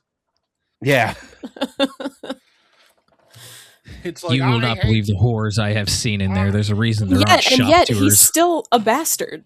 All of this time, and his attitude has never once improved. Yeah, he shuts up real quick when he's in the waiting room, though. Only main characters get personal growth in the Chris Audrey stories, which is Gordon, Thomas, James, and maybe Henry, I think. And that's about it. And Donald and Douglas, maybe. They show up a lot in those. Yeah, no, they do. But so this he's his favorite characters, and you could tell. Yes. So this is one of my favorite stupid ones. Then we're going to go on to the next slide, which is an intermission slide, because in case the audience could not tell, we did have to take a break for a moment, and this is just a nice stopping point because we were intercepted by a rogue Victoria Scott moving at 5,000 miles an hour towards our location. Yes. So now that we have life happened, deal with it. It is now 1 week later. We are averaging out. It is still April Fool's Day, and yes. And in the meantime, the U.S. Air Force has lost an F-15E and an A-10 to people that they have been bombing into the Stone Age. So that's we should have had an intermission news slide update. No. I'm gonna hard veto that right now. Zach would have killed me. He would have. You can't veto something that should have happened in the past. This is the thing, when you bomb people into the Stone Age, you have to first get through the Bronze Age. And what happens in the Bronze Age? That's right, the Sea Peoples, and the Sea Peoples just then take you out. The Sea People of Bandar Abbas, just going, yeah. The A-10 crashed into the ocean, so the Sea People now have a GAU-82 or whatever it's called. Yeah, exactly. But anyways, now we're going to go on into the next category, which is trains falling off of things. Yes. Which is a which is a series of absolute nonsense that happens. Fortunately, most of this is actually in like the 1960s. So this isn't as much as like, how are they doing this in the modern era or earlier than the 60s. So we're starting off with this one up here. This is off the rails. This is from Gordon the Big Engine, which was published in 1953, but I believe is canonically set even earlier, like maybe pre-war, pre-World War II, which is that... Is Gordon new here? Does that explain everything? Is Gordon what? Is Gordon new here? Like, is he like a new acquisition for Sodor? I believe so. I believe that's sort of the... What an impression. They have not beaten a submission into Gordon yet. Gordon, if not new, he's at least still like not very tenured. And so he's basically being a petty bitch, doesn't want to do anything today, tries to stop himself from... basically, throughout the story, he was having issues with the turntable, and they finally centered him perfectly. And he's like, no. And he tries to just roll off enough that the turntable won't move. But because he doesn't have complete control over his motor abilities, just a small control, he rolls off the turntable and into a ditch. It's important here that they use the word slithered. He slithers into this ditch. He slithers down, yeah. Imagine being able to start walking but not stop. This is a nightmare world. Yeah. Yeah, and then you have to, the railroad has to bring out the most heavily used piece of equipment on Sodor, Sam the Sidewinder. To quote, what was it, Thomas, the story in Thomas the Tank Engine when James eats shit is, Thomas has noticed a couple of queer things called cranes. So, yeah. Tom's first experience with a piece of equipment he will become very familiar with. Now I'm imagining Ringo introducing the classic Thomas and Friends story, James eats shit.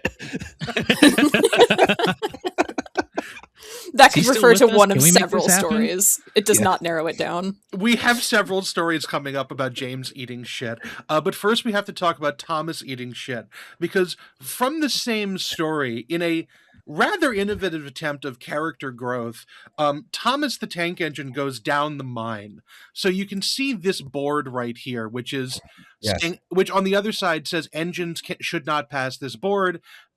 Left unsaid is that basically this is a mining area.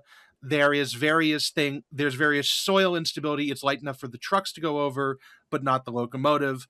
Thomas, being canonically like basically a child slave, is like, I don't know why I'm not allowed to go past this board, so I want to go past this board. And he bumps his driver and fireman off the footplate with the help of the trucks, and then goes in forward, and then the soil gives way underneath him and he ends up in the hole. This happens multiple times where he does this with the assistance of the trucks. So he asks the trucks, like, hey, can you bump me so that like I can get past this? And this happens again and again, and nobody ever like warns each other. There's no communication between the engines that like, hey, it's a bad idea to ask the trucks for favors. Yes. Or maybe there is some communication, like, hey, you're not supposed to go over here, so it'd probably be a really bad idea to ask for some help from the trucks. You totally should not do that. And they wondering, don't like to be egged on and told that they won't do it. So be sure you never try this. Is the board there for the benefit of the driver and firemen or for the engines? I assume it's for the driver and firemen.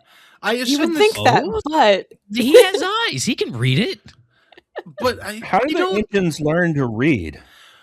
We don't have time. That is an assumption on my part. I assume that they're taught basic rudimentary skills as they're first built. If for no other reason than your slave labor needs to know how to read the word stop. I love that they turned their engines into middle management. Like, they taught them the basic skills of, your average, like... Yeah, we've taught the engines the basics of what is your name, these are what signals are, go have a ball. We'll talk about signals in a bit. But basically, these two stories, down the mine and off the rails, are sort of linked together because Gordon is sent up to pull Thomas out, and they sort of form a union of idiots, of divided we stand, together we fall sort of thing. And this is 1950s character growth, basically. This is so what I'm getting. This is sort of like this is the way this whole system is set up is more akin to like slavery in Haiti, right? Where the trucks are the slaves, and then there are slave drivers in the form of the engines who are themselves also enslaved. I wasn't going to bring that up, Oh but my like, yeah, God. if you consider the sentience of the trucks, it really creates like a... Yeah. We're getting into some deep-rooted ethical issues There's here. hierarchies of slaves as well, because the trucks are like almost the untouchables, and then you have They're also entirely disposable. Yes. And then you and have we'll get to that. Oh, we'll get then to you that. have the coaches, and then you have the engines, and then you have like people with agency over their lives, which are the crew, and then you have Sir Topham Hatt. And the crew are in a bad enough place where they canonically have to strike for rights and things like that. So Well, like they're not doing well either. The engines had an attempt at unionization too. That's how we got Percy. You're going to need some kind of like Toussaint Louverture to come in and fix this situation, I think. That's why those BuzzFeed articles about Henry dying in the tunnel always drove me crazy, because like there are real ethical implications here. You're just not looking hard enough. Yeah. I've always just assumed that England, by virtue of being an island, was sort of operating on like North Korea or maybe 1984, where everybody else is actually like treating engines like people, but just in England, like nobody's touching it with a 10-foot pole, because it's like, man, they're fucked up. Let's just not acknowledge that and hope it goes away. What they do is awful, but they also put out some really good products. So do you want to stop having your really nice English widgets, or do you want to fight is there a Sodor BDS movement? Like basically the Eurostar trains get hazard pay the instant they come out of the channel on the English side. like you might not come back, but don't worry, we'll pay you extra, and also you get like 1,000 cigarettes a day. The Eurostar train just like is smoking a cigarette the entire way through the channel to deal with the nerves. Chain smoking. Every French train is smoking. Every French train is a steam engine because they're constantly smoking. Yeah, runs on pure tobacco. But continuing on, this train is powered by nicotine and contempt. Oh, Percy. Okay, that's our segue to Percy. As well. That's our segue to Percy. Good, nicotine and contempt. So Percy was, for those who don't know, Percy was brought on after the Fat Controller had tried to break a strike of Gordon, Henry, and James not wanting to do work. So he's a scab. Can a slave be a scab? Now, we don't have time to litigate this. This is a question for the philosophers. Now we're getting back into, do they have free will? Well, anyways, Percy was brought on. Percy is an industrial tank engine of unclear origin who really should have known better based on his canonical backstory, but of not being his first day on the job. But in 1957's The 8 Famous Engines, Percy sees a very similar sign to what Thomas saw in Down the Mine and was like, I want to go past that sign. And he asks the trucks to bump him, and they do, and he goes off the end of a quay and into the harbor. Oops. And you can see the Fat Controller here has to take out a rowboat to go yell at him. That's my favorite part of this illustration is he's like, get me the rowboat. I need to tell this while looking him in the eye. Yeah. Like this you chuckle fuck. You listen here, Percy. What you've done, you silly little chuckle fuck. Why is he JFK? That was my attempt at a British accent. Shut up. You should do more accent work. It really suits you. We choose to go to Farquhar Quarry in this decade to do the other.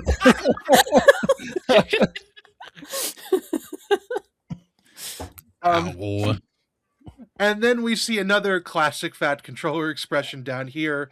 This one is from Oliver the Western Engine in 1969. Nice. This is the story is Resource and Sagacity. Yet another character that we don't have time to discuss the origins of. Oliver is a refugee from the murderous whims of British Rail on the mainland. He comes to Sodor deeply traumatized by his year-long escape from the southwest of England. Makes it to Sodor, and basically imagine finally escaping and landing there. He basically ends up getting too cocky for himself once he realizes he's not going to die in agony, and the trucks end up shoving him into the turntable well at Arlesdale Station, which is to the great pleasure of Donald and Douglas, who actually need to use the turntable. And so the line is, the fat controller spoke pointedly in English and Donald and Douglas spoke pointedly in Scots. I think it was pungently. Pungently in Scots, that's what it was. Right. And in contrast to the previous illustration. It feels racist. Look. Intra-British racist. Again. No. We have to move past it. We just don't have the time. Yeah. I like Donald and Douglas. They're my favorite ones. Yeah. They're great. You're right. When you're right, you're right. We'll talk about them later. Donald and Douglas are also refugees, but again, we'll discuss that. In contrast to the previous illustration, he's like, I can't even look at you. I'm done talking to you. Get out of my sight. Get out of this hole you've dropped yourself into. But going on to this one, which again, these bottom two images are done by Peter and Governor Edwards, who are the best illustrators for the Railway series by far. They did impressionist watercolors. Oh man. I wish I love their expression work. Oh, it's so good. Yeah, it's really it is very pretty. But this takes place long ago in the past, and like when the Mid-Sodor Railway was still active. The Mid-Sodor Railway was a railway that ran across the upper middle of Sodor and closed down at a later point. This is where we get Duke, Peter, Sam, and Sir Handel from. I think it's based kind of analogously to the Corus Railway. Yeah, that's correct. It closed down. The engines would eventually all make their way to the Skarloey Railway, except for Smudger, who died. Maybe he might still be there. Maybe died. He might still be there. But you can see the shed down here at the bottom of the cliff. But anyways, this one is called Bulldog from 1970s Duke, the Lost Engine. Falcon, who would later become Sir Handel, basically almost falls off a mountain. And it is only through Duke's sheer force of will that he manages to hold himself fast and not get the engine to fall off the cliff. Yeah, Duke is doing the on-off braking from Unstoppable, you know. Or it's like the thing from Captain America where Chris Evans is holding the helicopter to the building. Oh yeah. Again, another thing with the small railway is the passengers have to get out and help because there's a plate layer's cottage is just up the hill. So they have to run water from his spigot to Duke in buckets and plates and other things like that to keep Duke's steam up while they wait for people to come with whatever you need to get an engine back on the tracks. The tiny Sidewinder. The tiny Sidewinder, some 2x4s. Tiny winder. Some 2x4s, maybe a toothpick and some dental floss to sort of leverage him back onto the rails. And good old-fashioned elbow grease. Good old-fashioned. It's important to note that this is Sir Handel's fault. He's like, oh, you need to learn the mountain road. And he's like, well, I don't want to be stuck behind you. And how am I going to learn the road anyway if I'm behind you? So move your fat ass and let me in front. Yeah. Sir Falcon was notably an impotent scallywag, as Duke calls him. So, and that he never gets a character arc, so he remains so to this day. Presumably, you called him what scallywag? Impotent. Impudent. Yeah, I think it's impotent. That's a different. We have not discussed how locomotives reproduce. I assume it's the movie Robot. I kind of want to know. Yeah. I assume. Moving on. Have you seen the movie Robots? Assume that. Mm-hmm. Okay. I don't have any further explanation for you. Moving on to the next. We'll leave that to the fan fiction scholars. We are the fan fiction scholars, Ray. I was hoping you wouldn't point that out.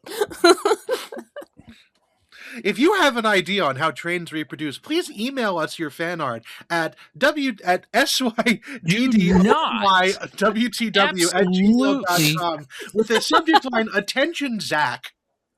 We really need to work on that email address. We? Shut up! I was drunk. I was drunk. I was.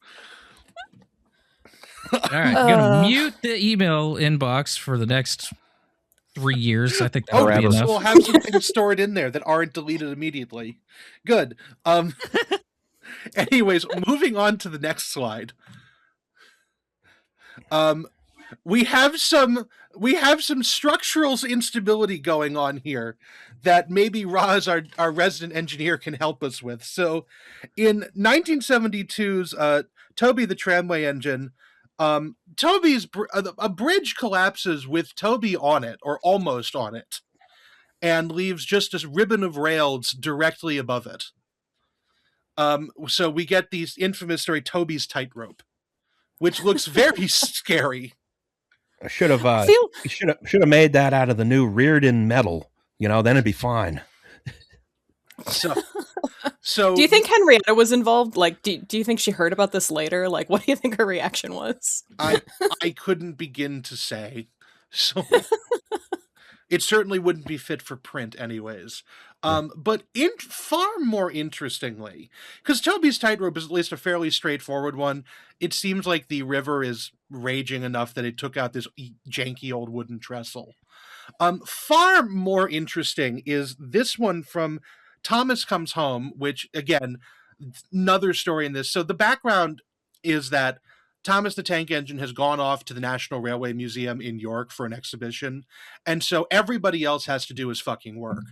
And so this is Percy, Annie, and Clarabelle running a passenger service. And as Clarabelle crossed the bridge, it wobbled again. When her back wheels left it, there was a sudden loud crash. The bridge vanished. 1 second it was there, the next it wasn't. There's no further explanation given as to what happened, other than it fall down. Maybe Percy just has a really high axle loading. Actually, Thomas is fatter than Percy in that regard. Yeah, but Percy only has 2 axles. I get there's a story. Axle load is no, but key. There's a story later on that Thomas is actually they're doing engineering work on some tracks, and Thomas is specifically called out as being too heavy, so he's sent down to a different branch line while they fix it. Which is okay. So what I'm getting, this is ruining my immersion. Most Chris Audrey books do. Because it doesn't make any goddamn sense. Because this, I was about to say, that looks like a nice stone bridge. Everyone is way more chill than they should be about the fact that a bridge collapsed under a loaded passenger train. Yes. How frequently do you think this happens? What was that? How many track inspectors work on the island of Sodor?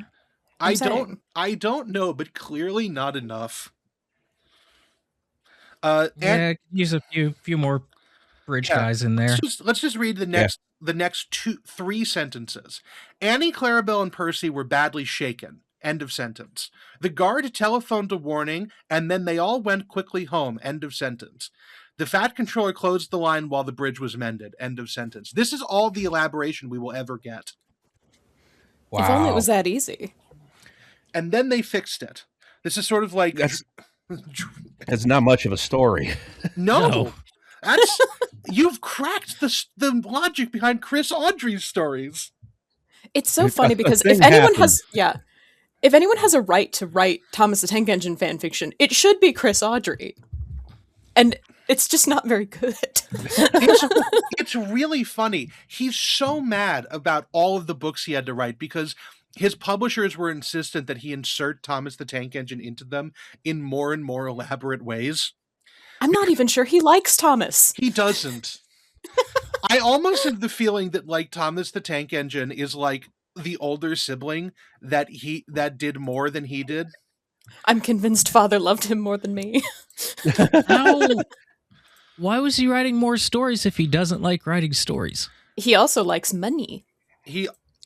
When you have that like set up, he probably likes it. Just he doesn't want to write about Thomas the Tank Engine. Yeah. Unfortunately, that's who the TV show is named after. So they just wouldn't let him write about anything else. But going on to the next one, we have some good art and some good stories from in trains hitting things. Yes. Duck's face down there is incredible. Yeah, that's not that's not the good art, unfortunately. That's not the good art. I didn't say it was good. I said it's incredible. So, my next social media icon. We'll go through these one in order. Up here we have Trucks with an exclamation mark, which is from The Little Old Engine in 1959. This is an assassination attempt on Sir Handel by the Trucks, and it takes out on an inclined plane on an inclined railway, and this takes out Peter Sam by accident, who everybody acknowledges is chill and nice, to the point where the trucks that are unloaded going up the incline actually shout, "No, no, it's Peter Sam," because they think it's Sir Handel. It's the nice one. And unfortunately that does not work. The trucks manage to slip the chain rope, whatever that's pulling them up the inclined plane. They fly down the hill loaded with slate and take out Peter Sam to a significant degree. They commit suicide. They're doing a murder-suicide attack. It's a kamikaze attack that didn't work because Sir Handel and Peter Sam both continued to live. One effect it did have was that Peter Sam's funnel was now cracked and wobbly, which was finally taken out by a particularly large icicle going through a tunnel. This is one of the few things that has no bearing in reality from the Tallinn Railway. I think they just needed an excuse for Peter Sam to lose his funnel because this came out in Gallant Old Engine, which was a few books later. Peter Sam's funnel falls off, and it is replaced with a Giselle injector. Which was given to the real life engine Edward Thomas on the Tallinn Railway as an experiment after BR turned down Mr. Giselle's attempts to give them one for free for use on their main line engines. So they just had one for a bit. The Tallinn actually took it off after like 2 or 3 years, but Peter Sam still has it to this day, which means that I have in my notes icicle-related Giselle injector purchase. What does a Giselle injector do? It's okay. Basically, so the injector is ejector. Related to ejector. Ejector. Okay. Yeah, related to the flow of exhaust from the firebox out through the smokestack. You know, you can get pointed funnels and nozzles and different size and shape smokestacks to try to make the draw more efficient, get some better draft on the firebox. So I guess now we're going to get the Giselle is a experimental version, I suppose. Yeah, basically steam was dying in the 50s and 60s, but a lot of men of science didn't get that memo and continued trying to improve it up until like the 1980s, which the Giselle injector, which is, for those who are wondering, it's GIESL, was basically this strange looking device that increased draw through it. It made Peter Sam significantly stronger. So it's like performance enhancing drugs, except permanent. Yeah, to the point where where Sir Handel's like, why can't I get like a fancy nice funnel, even though it's his fault that Peter Sam has one in the first place, ultimately. You got to get yourself assassinated by some troublesome trucks. Yeah. It is just propaganda for the Giselle ejector, but I'm not sure that that correlates to like any real life improvements that actually resulted from installing this. Like many late modern Steam sort of things, it kind of worked. It probably would have worked better. Like, it did result in lower coal usage, allegedly, lower water usage, allegedly. It didn't really have the, like, miracle cure that they sort of proclaim in the books, but... Yeah, it wasn't going to save Steam. No, you got a lot of these sort of things, like insane Argentinian guys continued experimenting up until the 80s and 90s. And where would we be without them? We wouldn't have the giant South African engines with the condenser tenders. Oh, yeah. Those are cool. Yeah, I mean, there's still work going on this today. LD Porta's designs are still being experimented with in certain railroads that still run Steam.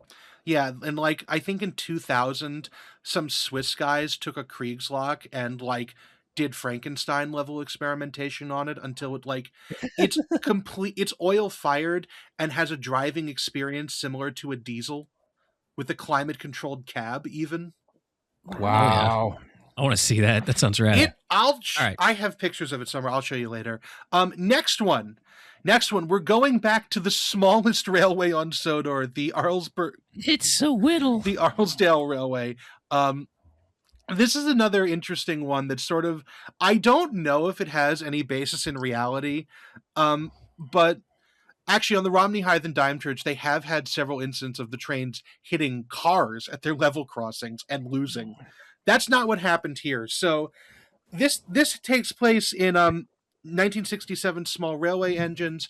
The Arlesdale has basically been contracted to move sheep's wool from various farmers who are using basically the road next to the tracks as a team track, and are taking it down to the transfer depot to be loaded onto big trains to be sent off to do whatever you do with it.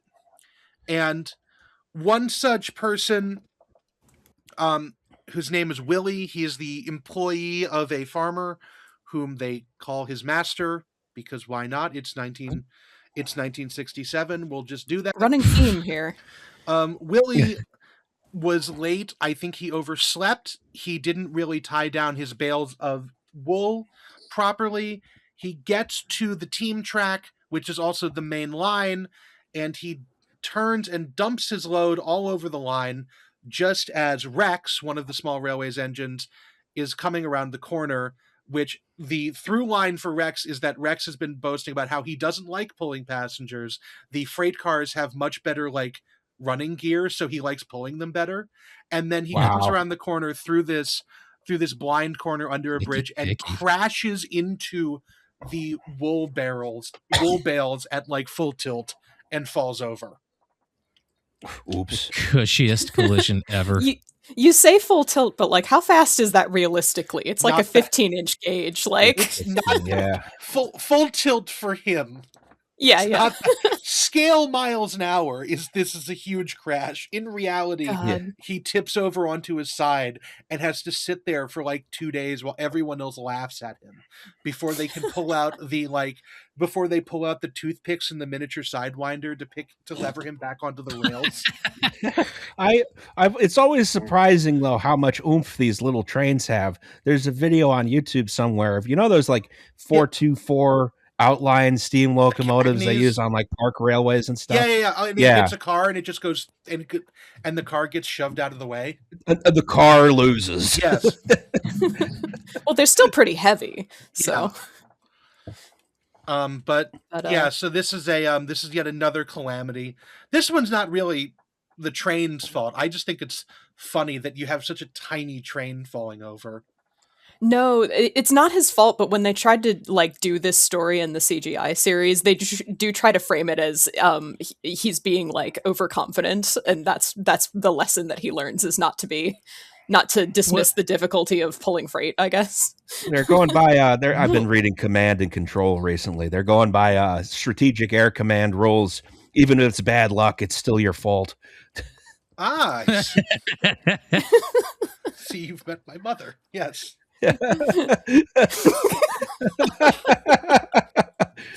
Your mom catching strays on your podcast. I don't think she's going to listen to this one. Don't worry. Anyways, moving along from that. Prove him wrong, Joe's mom. Don't. Oh, please don't. Please don't. Anyways, Summoning. We're going on to the next one, which is this one down here. This one actually got adapted into a model series episode, but well after the book was published. This comes from a 1983's Really Useful Engines, and is one of, like, I think the only ones that Chris Audrey did that's, like, decent. The story is called Fish. For reasons that I do not know, Duck is with a PH. That time that the acid started getting around the island of Sodor. Yes. Nothing got done, but man, they wrote some banger songs. Duck attended the Fish show at the Sphere next to Drew Carey and had a really exuberant experience about it. I've been to the Sphere in Las Vegas. That shit is wild. But anyways, Duck was not attending Fish at the Sphere, sadly. Duck was, for reasons inexplicable, banking trains up Gordon's Hill. I don't know why. I have to imagine that this is the time that he was away from, because he gets sent away when Diesel spreads like nasty rumors about the other engines and then blames it on Duck. This is like 20 years Classy. later. I don't know why, but for whatever reason, he is doing this. And Henry is pulling the flying kipper, as always. But Duck is pushing the train up the hill, and the tail lamp falls off. And because this is Britain, the engines have no lights. Because why would they have lights? You don't need to see where you're going. That's what the rails are for. So the tail lamp falls off the train. It's the middle of the night, and Duck does not see that the train has slowed down again and basically rams into it at enough speed to murderize this van. Oof. And we're sorry to this brake van. No, it's just a fish van. Oh, it's just a fish van. That's right, because he ends up with fish all over him. Yes. I assume that Duck is banking because there's a tremendous motive power shortage on the Northwestern Railway at all times. These stories are only about the accidents that were significant enough to be written about. There's hundreds of mishaps every day taking locomotives out of service. I will say there are a constant shuffle of motive power to compensate. There are so many accidents in this that this is actually a significantly pared down version of the number of accidents just in the books. When Joe pitched this to me, he was like, "Oh yeah, I'm just gonna get we're gonna go over every accident." And I was like, "Every accident?" And then he goes, "And if we run out, we can fish in the model series, like season 5, if we need more." And I was like, I think you're gonna be good. 2 days before this episode is set to record, he's like, "I'm overwhelmed. I have too many."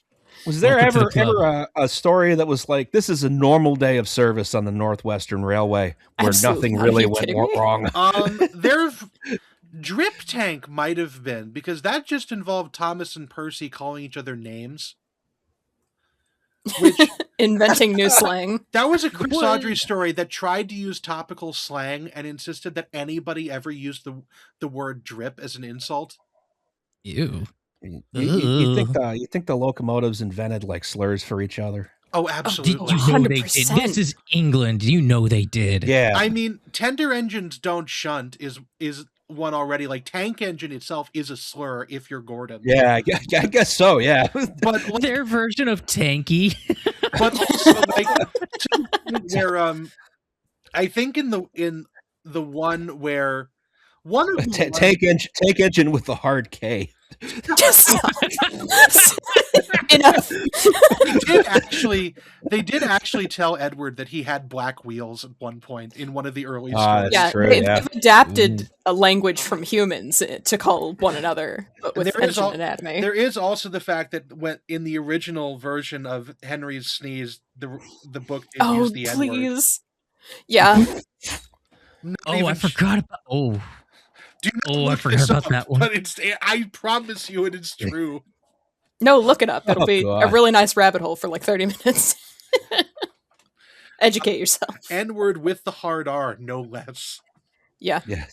I think he came out and apologized about that one at least. He doesn't say that anymore. Yeah, no. Yeah. The Audrey apology tour. Yes. The 1970s apology tour in Britain is going on Jimmy Savile and saying sorry. Oops. Can't win. You just can't win in Britain. No, you can't. Can't swing your arms without hitting somebody. Speaking of hitting something, we're going to go on to the last one. This is from 1984's James and the Diesel Engines. The story's name is Crossed Lines. I have here in my notes, Densha Day D playthrough gone wrong. Yes. James engages in some accidental multi-track drifting and knocks over a signal while doing so in the fog. This one is explicit. This is explicitly listed as not his fault. The signalman couldn't see it properly and so threw the switch under him. How do they have an interlocking system that lets them do that? It's a yard. I don't know. But they're... Yeah, no, I think this is bad design. Yeah, this is the kind of stuff that's going to give me an aneurysm. See, the problem is that we all know that safety regulations are written in blood, but luckily no one was hurt, so... Yeah, no changes are ever made. These tractors don't even have eyes, so they're fine, which we can tell is a difference because Willie's tractor has little eyes in the headlights right here. You can see the... Yeah, I just realized they don't have eyes. What the fuck? Huh. Maybe are they more free? Maybe some things are sentient and some things aren't. Like, maybe if you build something wrong enough on the assembly line, it comes out talking. And you have to be like, stop the line, we did something wrong, this Honda Accord is talking to me. We need and then you gotta feed it in the macerator like all the baby chicks that come out male. The QC room is just a crusher in a soundproof room. Just that big thing with the iron teeth that spin constantly and like it'll swallow a steel drum in about 2 seconds. You just throw a whole locomotive in there. Oh my god, it's actually just the ending of Brave Little Toaster. Do you have to make sure to throw it in face first? I don't know. That would be more humane, but they probably don't try. Yeah. You know there's that bastard that makes sure they go in. Oh yeah, they go in. That's the real sicko.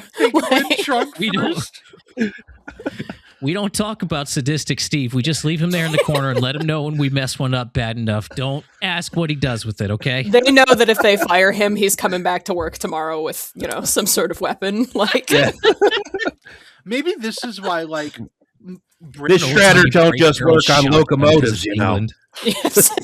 Maybe this is why, like, you see all this is happening in Britain because the average British car is built badly enough that it comes off the line talking anyways.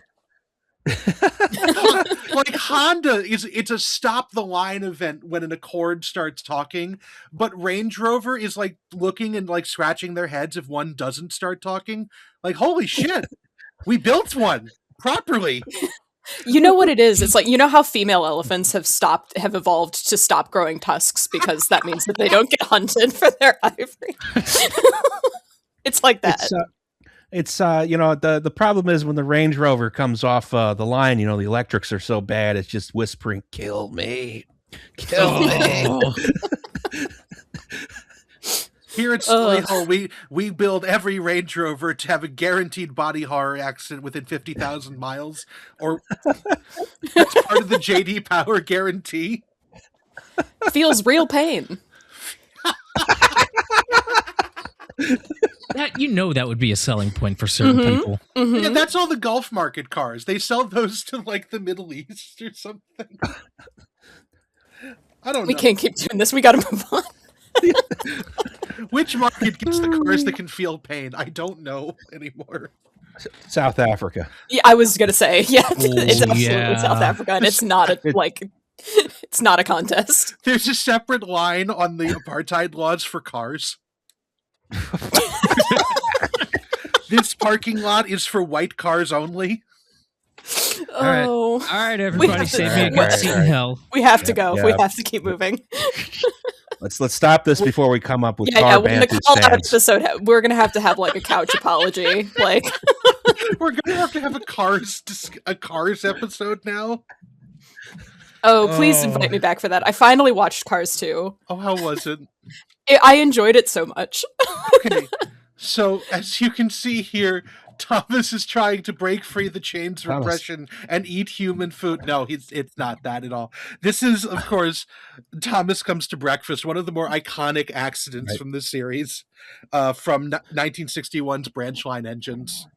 I work very hard, and I think I deserve cake. Yeah. This is breakfast. I don't know what the hell that is. Thomas got up and thought that he was a house slave. Yeah, God.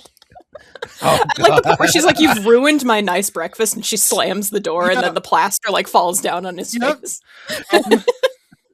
Basically, the short version of this is that Thomas had been boasting that he barely needs his driver and fireman, and so naturally, his comeuppance is that the cleaner or the firelighter or whoever's coming in the first thing in the morning to get him ready for the day fiddles with something. And Thomas is like, maybe I can move myself just a little bit to show Percy. And he uses the like cracked open regulator just a little bit to start moving forward, and then realizes with horror that he has no idea how brakes work. And the end of the line has no buffers, no anything. This rates a 0 out of 0 on Gareth's Rate My Buffers scale. And he goes across the street, through the yard, and into the station master's house, who is directly in line with the end of the tracks. You would think on Sodor you would know better than to build your house there, but you would think they would put like buffers or something. You just know that a regular conversation in that house was, I wonder when somebody's finally going to run a train off into the house. I mean, we're right there. They have an incident like every couple of hours. It's going to happen. You'd think you need more than buffers. You need like the crash separation walls that the Class 1 railroads insist on whenever you build like light rail next to the main line. You'd think that Zach, we get some Jersey barriers? Maybe. But Zach, you'd think that like they would have thought that, but the station master and his wife are genuinely upset that this has happened. Like this is an all hands on deck like chewing out of Thomas, not a like, oh, it finally happened. Oh no, the Goofy Railroad incident happened on the Goofy Railroad Incident Railroad. Who could have seen it happen? Who could have seen this coming?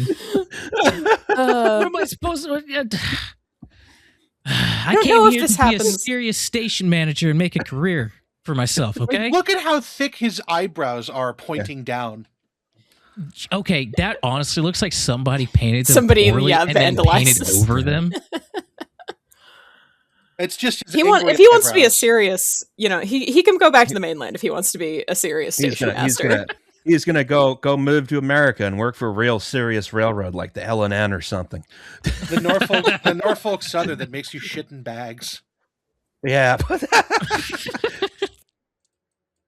Now, I don't know if this is the case in the actual story, but at least in the model series, Sir Topham Hatt has Donald and Douglas pull Thomas out of the house, which I just think is insult to injury. Like, you really only need one of them to move them. I believe they do. I believe they do, and I believe they are drawn like absolutely loving this. Oh yeah, no. He said both of them. He's like, you got to see what you just did. Yeah, no, they're 100%.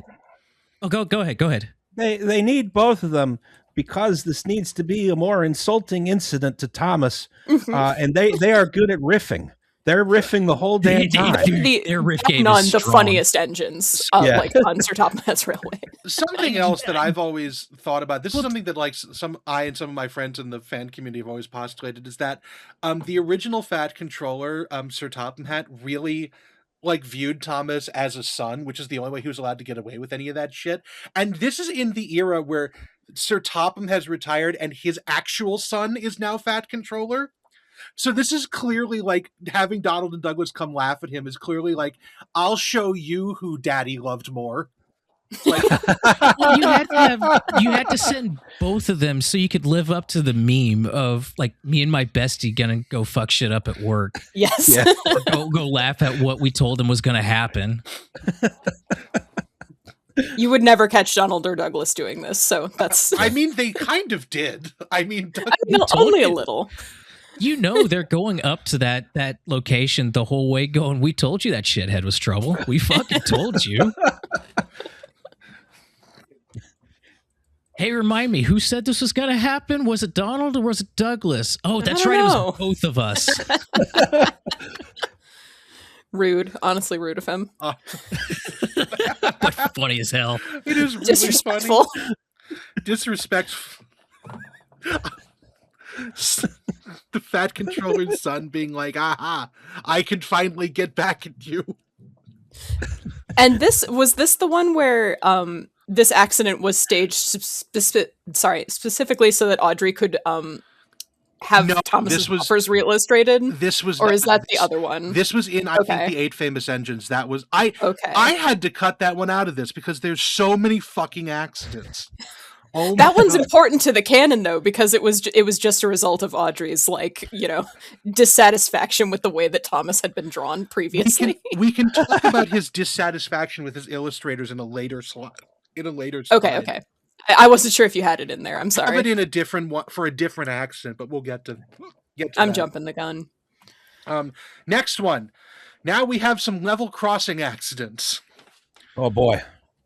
My favorite. So up here, this one isn't really a level crossing, but it's yet another small railway nonsense thing. This is from 1961's Gallant Old Engine. This is Sir Handel and George the Steamroller. This is George is a little cross-eyed. This is George's. He took a good knock here. Looks like he's busting. Yeah. George suffering from CTE. This is George's introduction. You gotta imagine a lot of the locomotives are suffering from CTE. Oh, that explains so much. Wait. That really would. Yeah. Thomas the Tank Engine, actually full of idiot plots. Oh, that's the Sharon Miller episodes explained then. I see. Oh. They're all coming together. Concussed.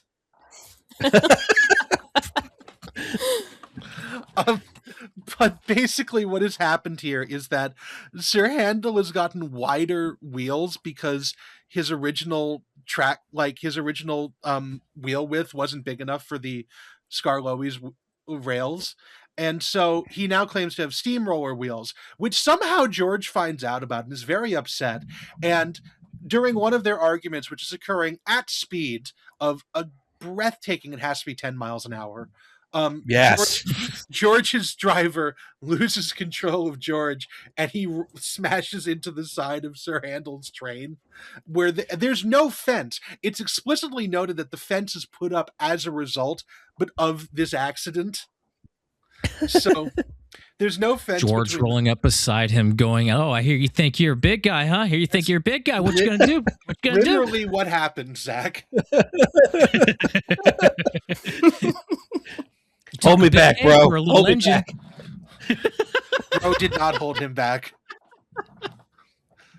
So this one is so bad. You can see in the illustration, the two crews start fighting. Like, they start brawling with each other. Hell yes. And there's a Bobby about to look up on this situation. Up here in the paddy wagon. He doesn't look like he's in a rush. He's not. He's like, I'm going to let this one solve itself a little bit. Yeah, we're gonna. They got to fight it out a bit, and they'll calm down, and then I'll yell at them. I'll arrest whichever one loses. Yes.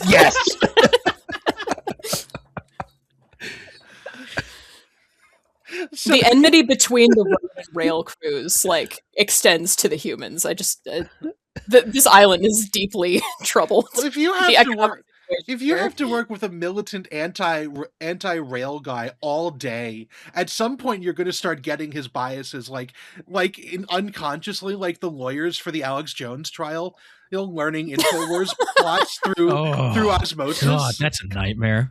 It's like at some point. Which ones are the Catholics and which ones are the Protestants? That's what I want to know. I don't know. But something that we definitely haven't acknowledged, that Sodor is really close to Ireland, and we don't know. I was going to say, yeah. Nothing was ever stated about the Troubles, but we have to assume that at one point the IRA did try to bomb Sodor at least once. Almost certainly, yeah. Well, I also like to think that maybe there's a bunch of them sitting around the table with a bunch of pints, kind of planning out where they should go next. And somebody goes, well, what about this spot on the island of Sodor? And everybody just kind of like, that place is kind of goofy enough already. Maybe I think they can do enough damage on their own. Let's skip over that. That's the unstated reason that the bridge collapsed earlier. Oh my God. Perfectly good bridge collapse. Irish saboteurs. We can't put this in the children's book. It was said that right after the bridge collapsed, you could hear a bunch of guys laughing and singing, "Oh, come out, you black and tans." And they ran away. And shortly beforehand, Sir Topham Hatt got a phone call with a coded message. Yes. A bunch of code words that he had to clear with the police to know it was legitimate. And then he ran the train anyway. All right, guys. Profits over safety. Yeah. British in the 1970s does not care about your safety. I'm unironically adopting this fan theory. Like, I do like that. I'm gonna have to think on that one for a while. But anyways, can't wait to go back to the committee about this. Our next one is from 1972's Tramway Engines, which is another iconic episode, Ghost Train. Which is that Thomas and Percy have been arguing like children as normal about a ghost because it's almost Halloween or whenever. And Percy ends up getting pissed off about this. And coincidentally, fortunately, there is in fact a horse-drawn cart full of lime that breaks down on the tracks. Oh, yeah, I remember this one. I don't know why there was a horse-drawn cart load worth of lime being transported this way, but... Well, how are you going to get it there if there's not trains? Put it on the cart. I don't... Of course they're using a horse and carriage. They're stuck in like the early 20th century. Not everybody can afford a car. I guess, but yeah, I guess you can afford a much more expensive horse. It's cheaper up front. That's where they get you. Rural England didn't get the 1970s until the 1990s. So that's true, yeah. So anyways, Percy crashes into this. He is covered he's covered from buffer to buffer in lime. I don't know if like lime is bad for paint or anything, but I assume that no one on Sodor knows how to spell MSDS, so there's no real worry there. Percy's like, leave it, and he has Toby send some sort of pack of lies to Thomas about like Percy died last night, and Thomas is like, oh nuts, I have to do his work he's now. like because it always baffled me that the TV show opted to make them best friends when canonically they do not get along, and Thomas is not even sad when he dies. And then Percy comes in screaming like a ghost and scares the ever-loving Jesus out of Thomas. So that's another famous one from the story. Next we've got some Chris Audrey bullshit again. I'm sorry. So this is a funny one from 1988's Toby Trucks in Trouble, which is that Mavis is pulling a train down from the quarry, and a truck that has never been to Sodor before, its driver comes around the corner and does not see the giant train and gets clipped with the side, gets clipped and flips over, right? Bigger thing to note here is what's missing from this image right here. Do we see anything that's missing? There's no crossing gates. Yeah, there's no any gates. sort of indication that you should be looking for a train there. Yeah, that's exactly it. There's absolutely no indication that there's a railroad line there for some fucking reason. And we can see this again in the next one too, if you look right here. Yeah. He was coming around the corner and it was like, Mavis, I'm pretty sure she's supposed to be teaching typing. Very good. Mavis, it's very droll, sir. Very droll. Mavis doesn't have hands. How can she teach typing? I don't know, but she did it apparently. It's her it's her proprietary software. She doesn't actually do anything. She didn't develop it at all. Makes sense, yeah. And then going on to the next one, we have another stupid accident here. So this one is from 1989's Thomas and the Twins, which actually is the one I was talking about where Thomas is sent off to a different branch line. He's too fat for his own branch line when they're doing whatever works to it. So he's sent off to Edwards. He's sent off to Edwards branch line to do some work there. And in one of these incidents, a truck carrying dairy and eggs has broken down almost on the crossing. Again, no crossing gates, no sign, no anything. Also, this guy right here is really hoping the train is going to come from the other direction. I was about to say, I would not stand there. He's covering his ears, looking the other way, and standing directly in the line of fire for the accident. As Thomas comes around, the story is called Scrambled Eggs because Thomas is covered in eggs, and everyone laughs at him. That smelled great. To the point where actually there is a line at the end of it where there's a grinding sound heard, and nobody can figure out what it is. It's Thomas grinding his teeth in anger. Wait, he has teeth? Yeah. What's the dental plan like for a locomotive? What's the premium on that? Well, if they don't eat sugar, then maybe his teeth are made out of metal, so it's just like brake shoes where they only wear out once if used. Usually they're pretty good about not giving human anatomy where it shouldn't be, but I find that more disturbing than anything else. If you go straight up to that image above it, you can see Toby has teeth. Toby has teeth. Percy has teeth. I couldn't tell. Yeah, but yeah. Trains has teeth and tongues. Just thought that was like an optical illusion. No, there's many upsetting things like really upsetting. Do you think it's whose job is it? Do you think to get up there with a toothbrush? At the end of the night. How much laughing gas does it take to knock out a locomotive for dental work? That's a good question. And where do you put it in? Maybe if you take off the smoke box, it like knocks them out. Maybe. If you remove the face, you probably have easier access too. It's a good point. Yeah, you take the smoke box door off, and there's just a bunch of. Well, I don't want to know what's back there. I'm not thinking about it. I'm not going any further. Let's go on to a more normal topic like terminate that train of thought. There are so many runaway trains on Sodor. There are so many. Oh my God. To start with, this surely has something to do with the fact that they're still using like English brake systems, which are vacuum brakes, or just nothing has brakes except for the locomotive and the brake. Actually, is what unfitted brakes are actually all four of these incidences. So these are all from Wilbert Audrey's books. So this is somewhat acceptable because these are from like the 30s, the 40s, or the 50s, or like a little bit later than that. So this one right here is from Thomas and the Trucks, which was part of 1946's Thomas the Tank Engine. So this accident canonically happened in like the 30s, probably. Thomas is bumped down the hill by his train, screaming all the while. So he makes it to the bottom of the line and is basically like sitting there trembling as the fat controller says, "I didn't expect you to come so quickly," because he's like covering for Edward or something.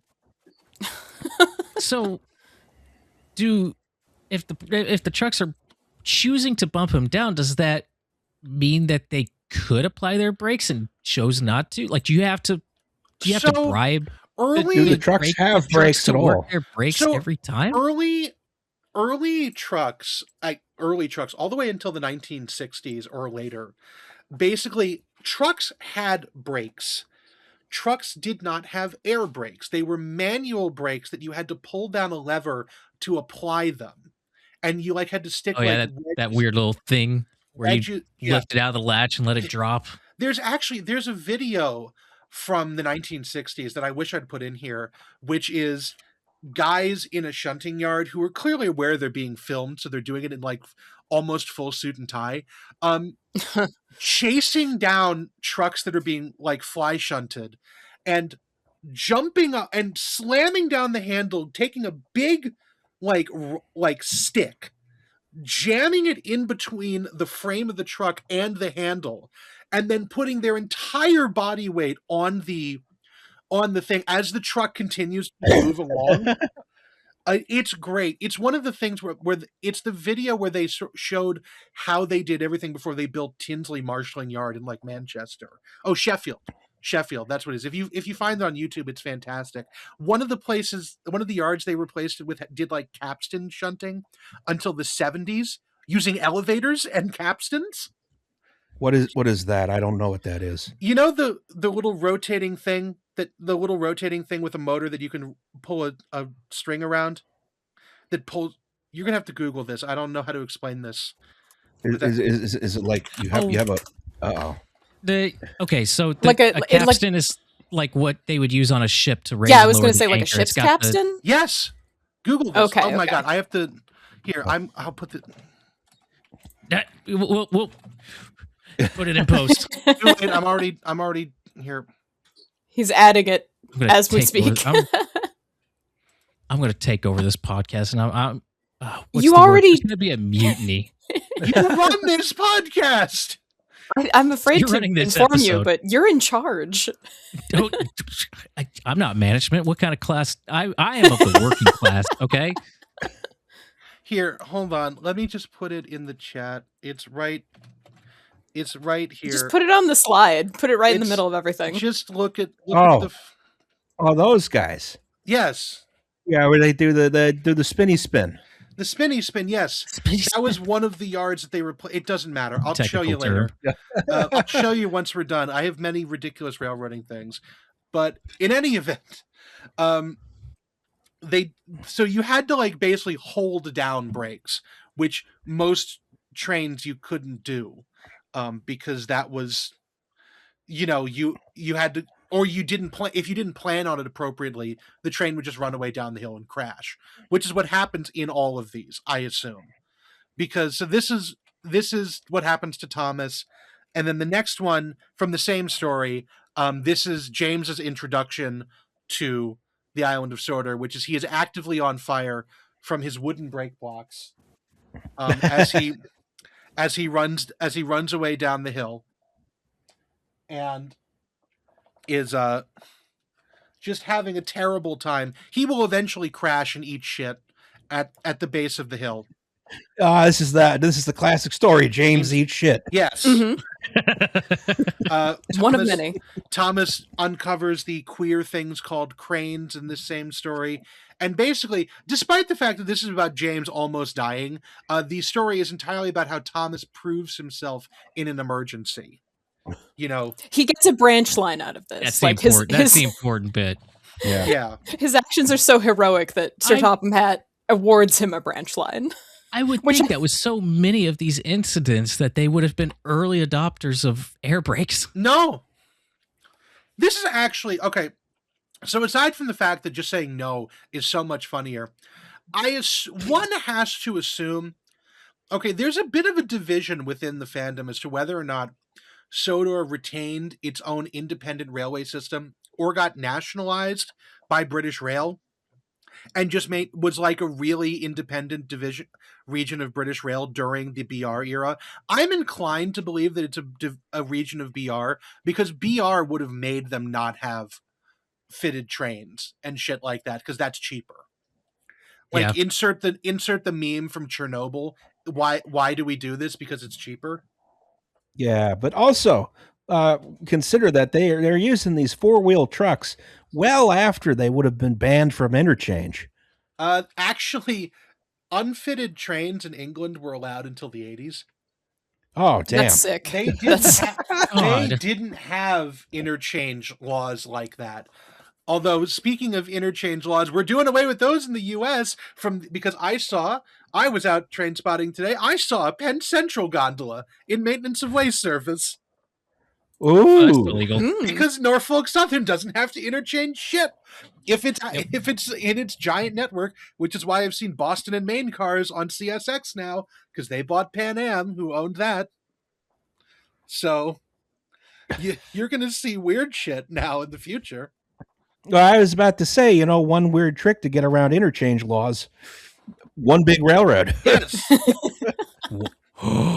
Yeah, I know. Mind blown. So shocking.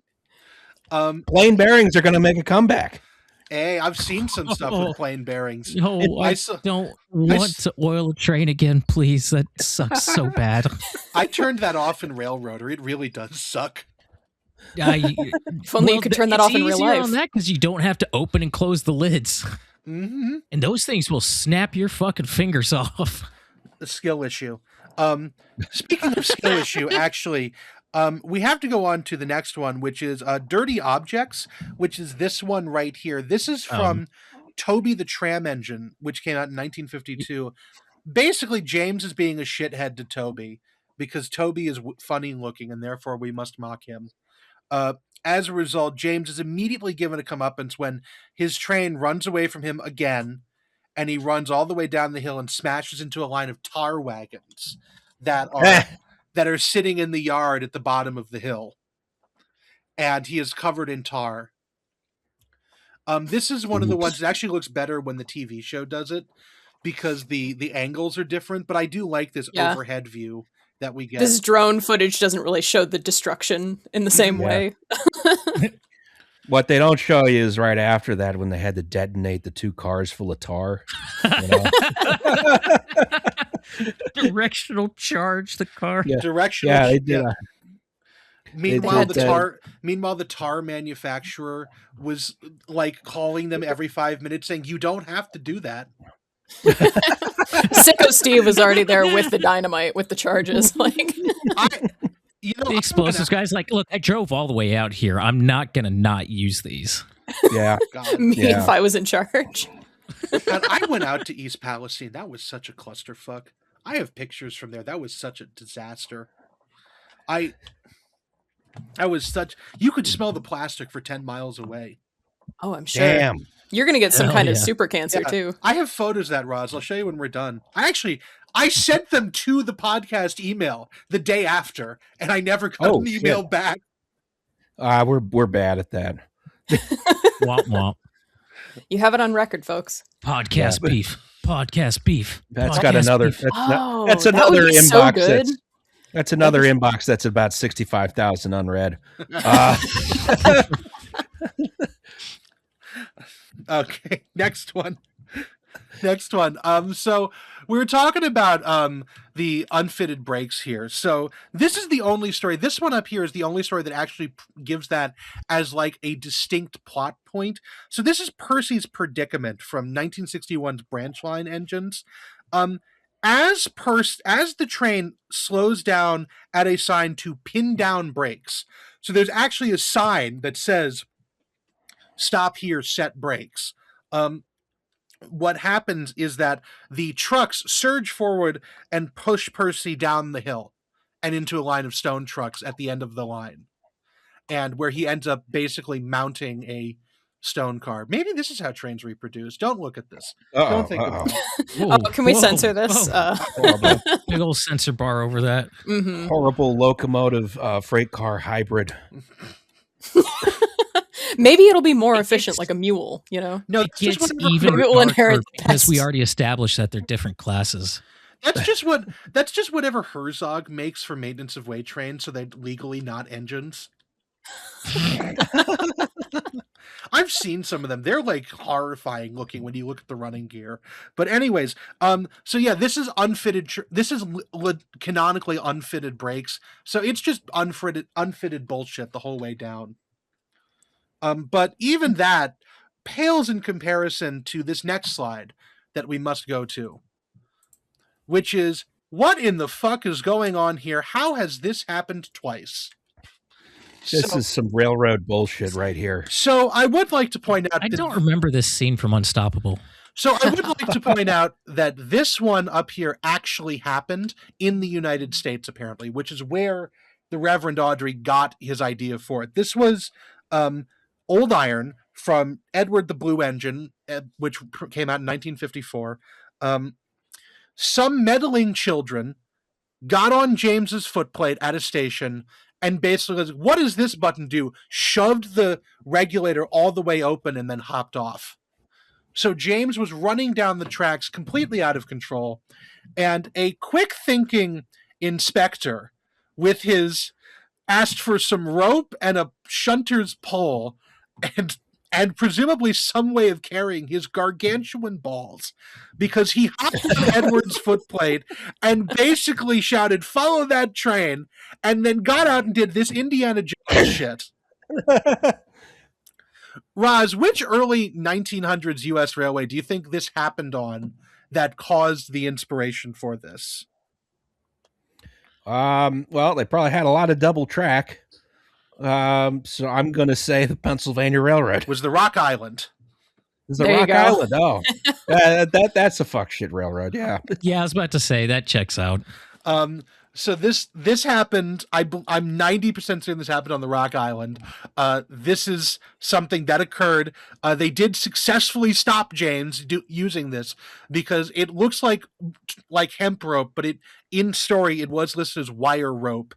So they had some sort of steel thing. We're just not gonna talk about the fact that Edward's face probably got really fucked up when the line went taut. Oh, almost certainly, yeah. Mm-hmm. So he's handling that wire rope with his bare hands. Like, we're not gonna mention.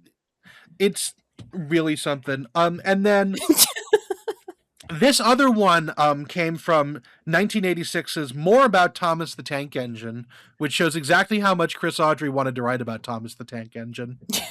Here's some more about him. Here's a stupid helicopter. Yeah. So Thomas has canonically been to the works and is basically something they did made his handbrake really sticky. Like the normal, like the engine brake. And it feels like it's on when it's not.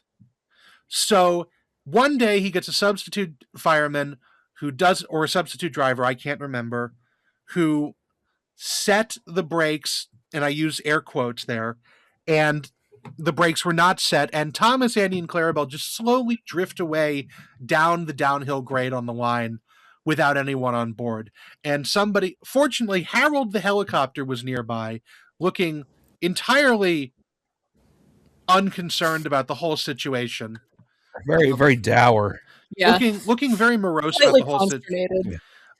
Morose about the whole situation, and flies ahead of Thomas so that somebody can jump on at the next station to apply the brakes. I really am not a huge fan of the illustrator for these stories. Oh my god. Yeah, it's pretty bad. When the faces are on the smoke boxes, it doesn't look that bad, but like putting them on Harold just really really upsets me for some reason. It really does.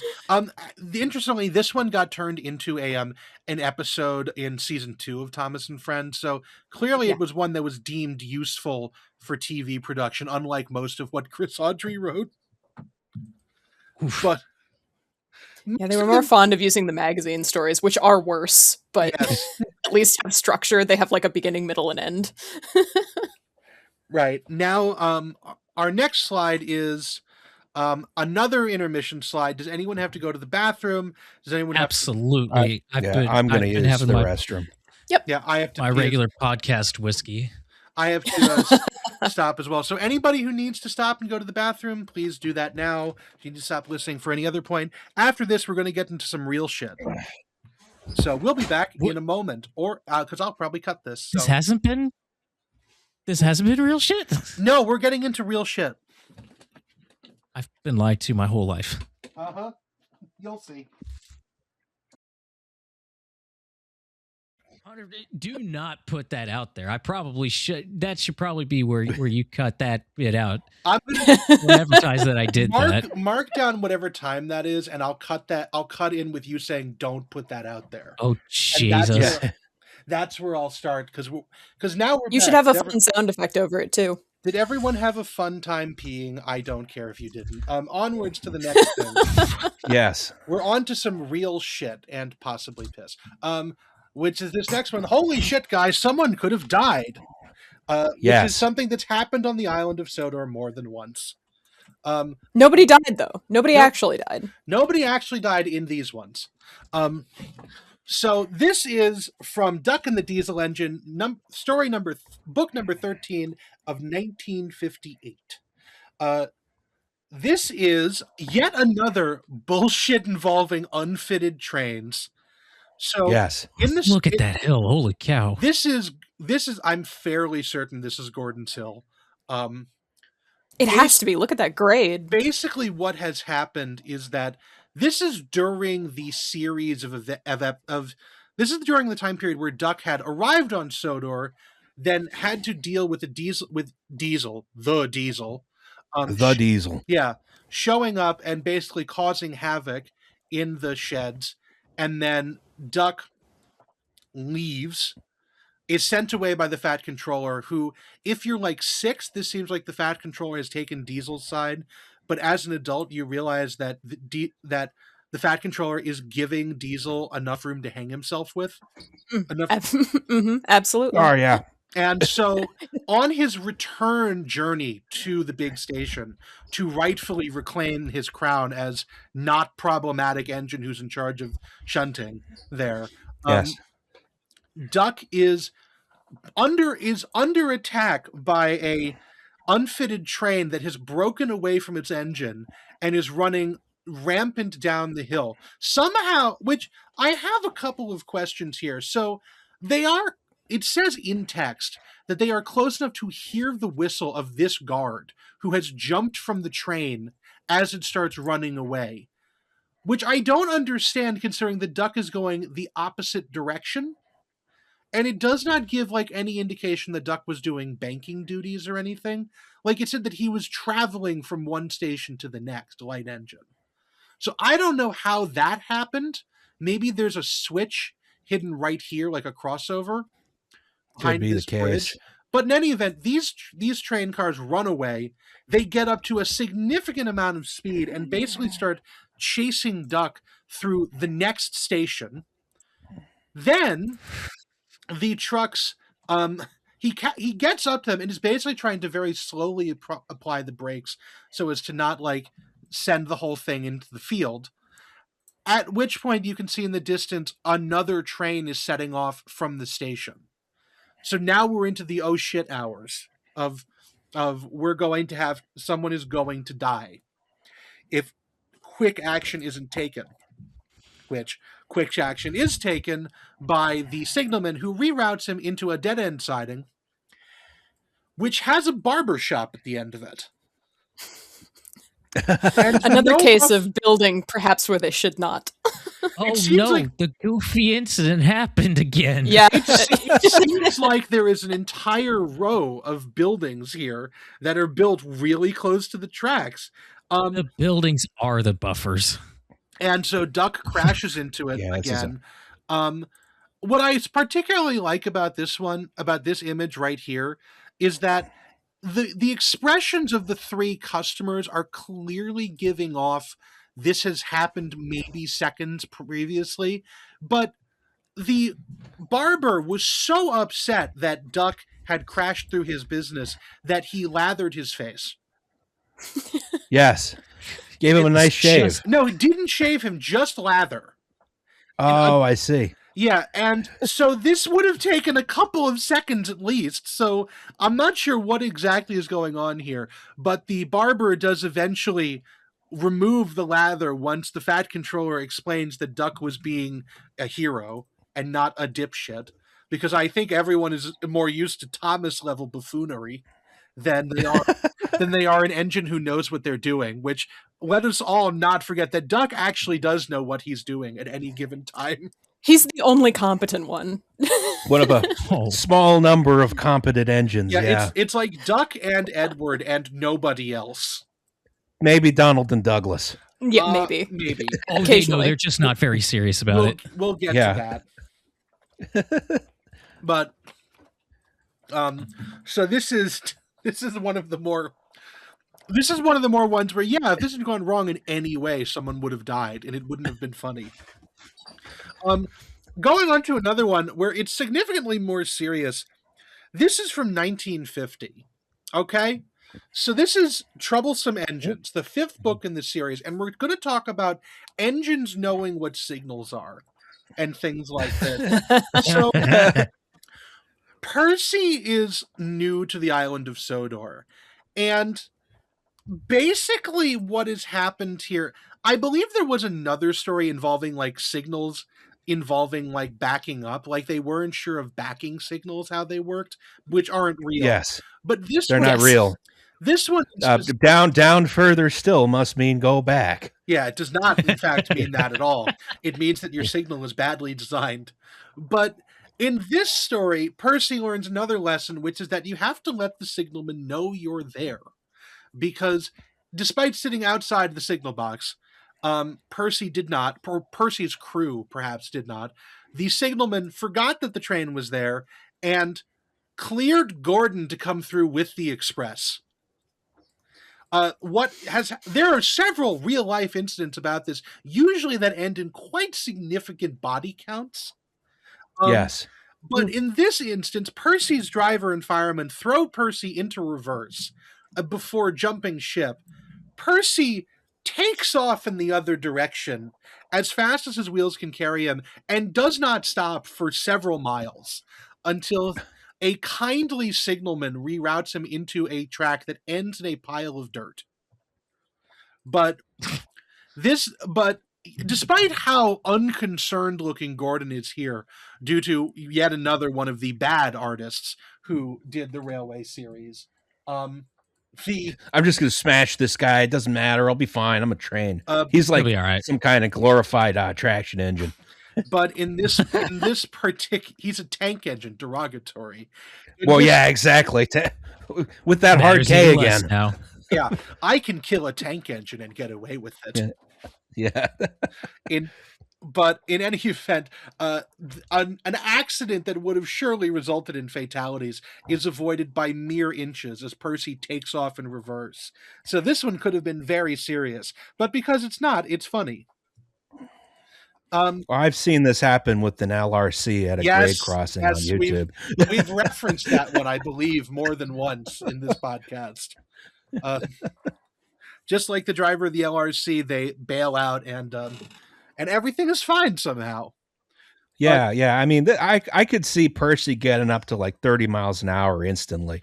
Yeah. With like no train behind him. Mm-hmm. Yeah, just launches off. Yeah, like a scalded cat. Has anyone making probably the same noises too? Yeah. Yeah. I believe. My God, I don't have a response to that one. Actually, can we make this canon somehow? I don't know. But anyways, we're gonna make Percy a closet furry. Okay. That's how we'll get him to meow. Okay. You joke. This is a hell of a second for Ray to have stepped away. But there is an episode. I just came back and I'm like, what the fuck? What did I come back to? Percy is not a closet anything, but if he was a furry, we do know what his persona would be.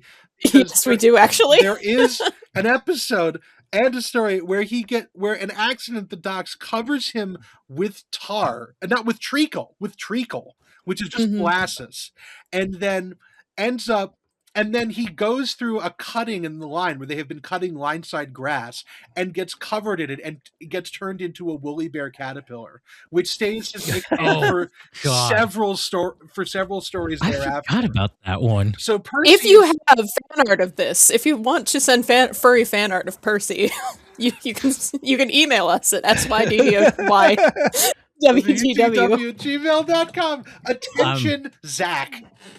I am gonna have to up my filter game on that inbox so hard. Alternatively, you can find Zach on Instagram at, I will not say his actual Instagram. Okay, that's I was going to say you're committing violence now. Like, let's.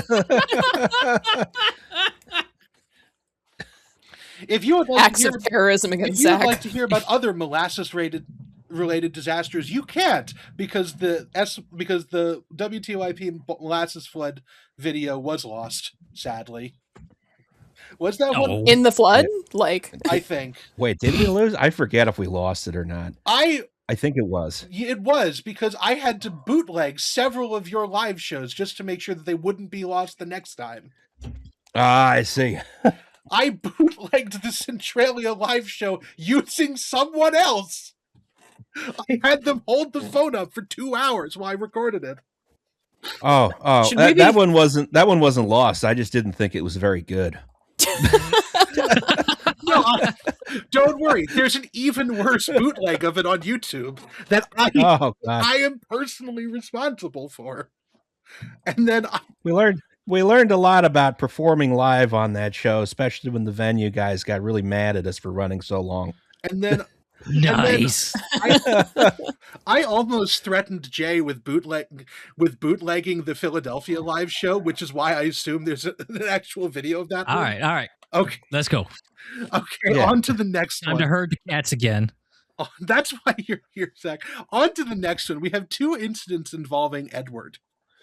Our second most common. Oh, that's gotta hurt. Yes, this is from 1966's mainline engines. This is a famous incident in terms of both the TV show and in like just general fanon. This is Edward's exploit. While taking a rail tour of enthusiasts back from the China clay pits on the Brenham branch line, Edward throws a connecting rod and fucks his shit up to a should have been unsurvivable degree. Like this is a scrappable level of damage on any other railroad, but because he's the Fat Controller's second specialist boy, he lives. He was already an antique by that point, even by Sodor standards. Yeah. Oh yeah. Literally start this particular story out by saying that he should be in a museum. Yes. These kind of incidents actually terrify me when you get a loose rod like that flinging around because there's so much force behind it. Yeah, the Newtonian forces are we know incalculable. All about that, don't we, Tangmere? Yeah.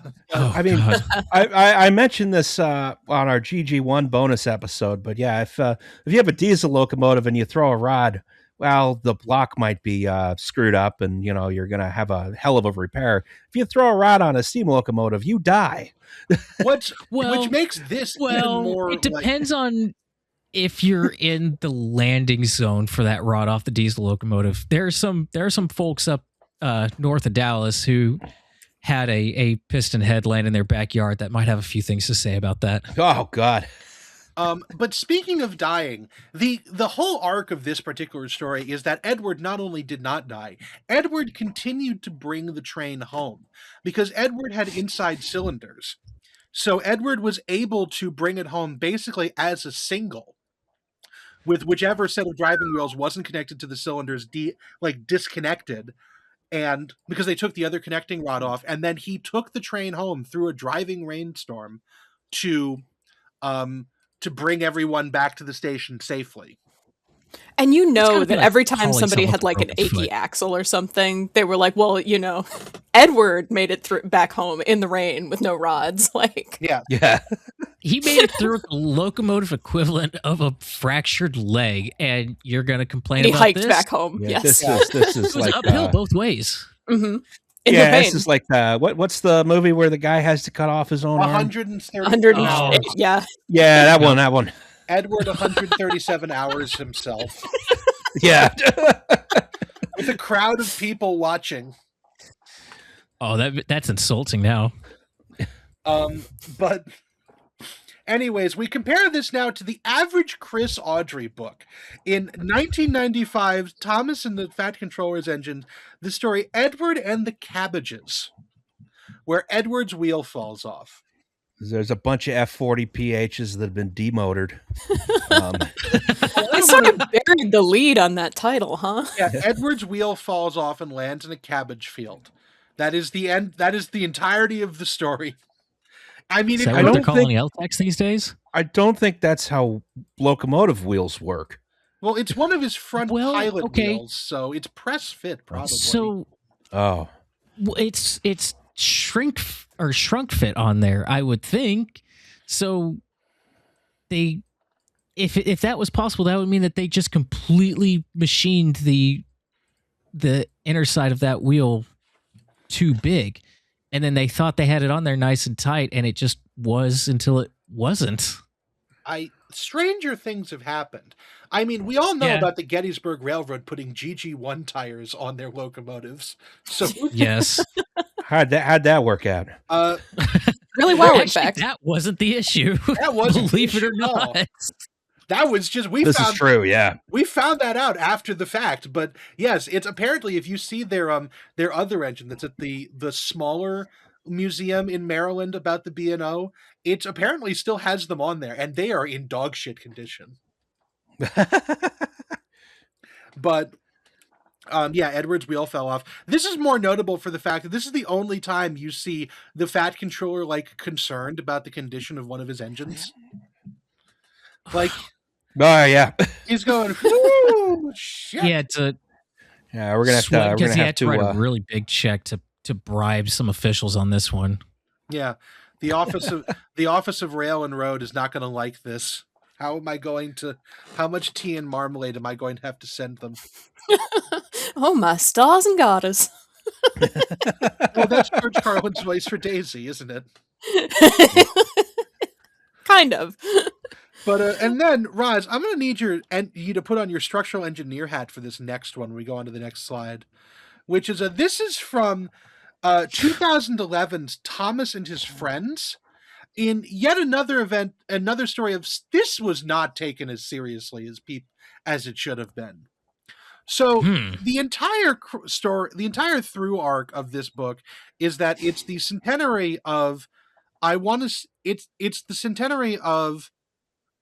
the 70th anniversary of Wilbert Awdry writing the Railway series, or something like that. They're basically unveiling a bust of Wilbert Awdry at the big station.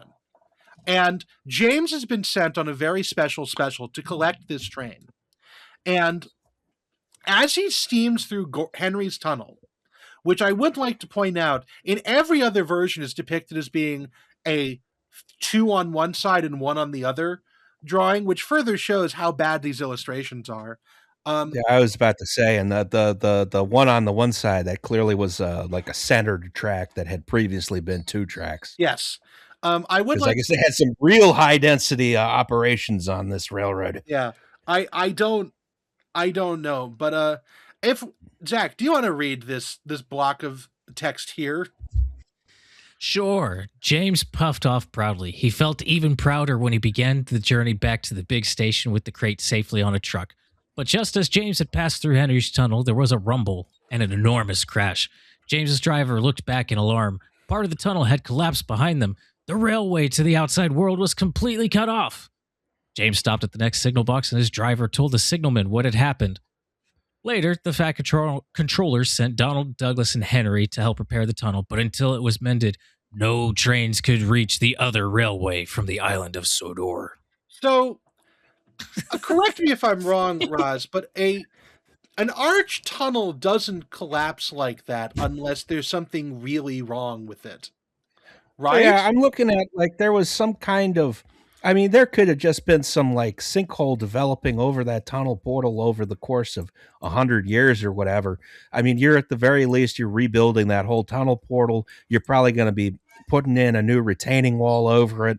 You're going to be, I'm not the super expert on this particular type of repair, but this is pretty bad. It's lucky that it happened at the entrance as opposed to I don't know, James could have gotten stuck in there like the locomotive in the Churchill Tunnel in Richmond, with people. But yeah, this is. I would not I would not, treat this as I wouldn't stand so close to it, to be honest. Yeah. And then if we yeah, you don't know how much more is coming down.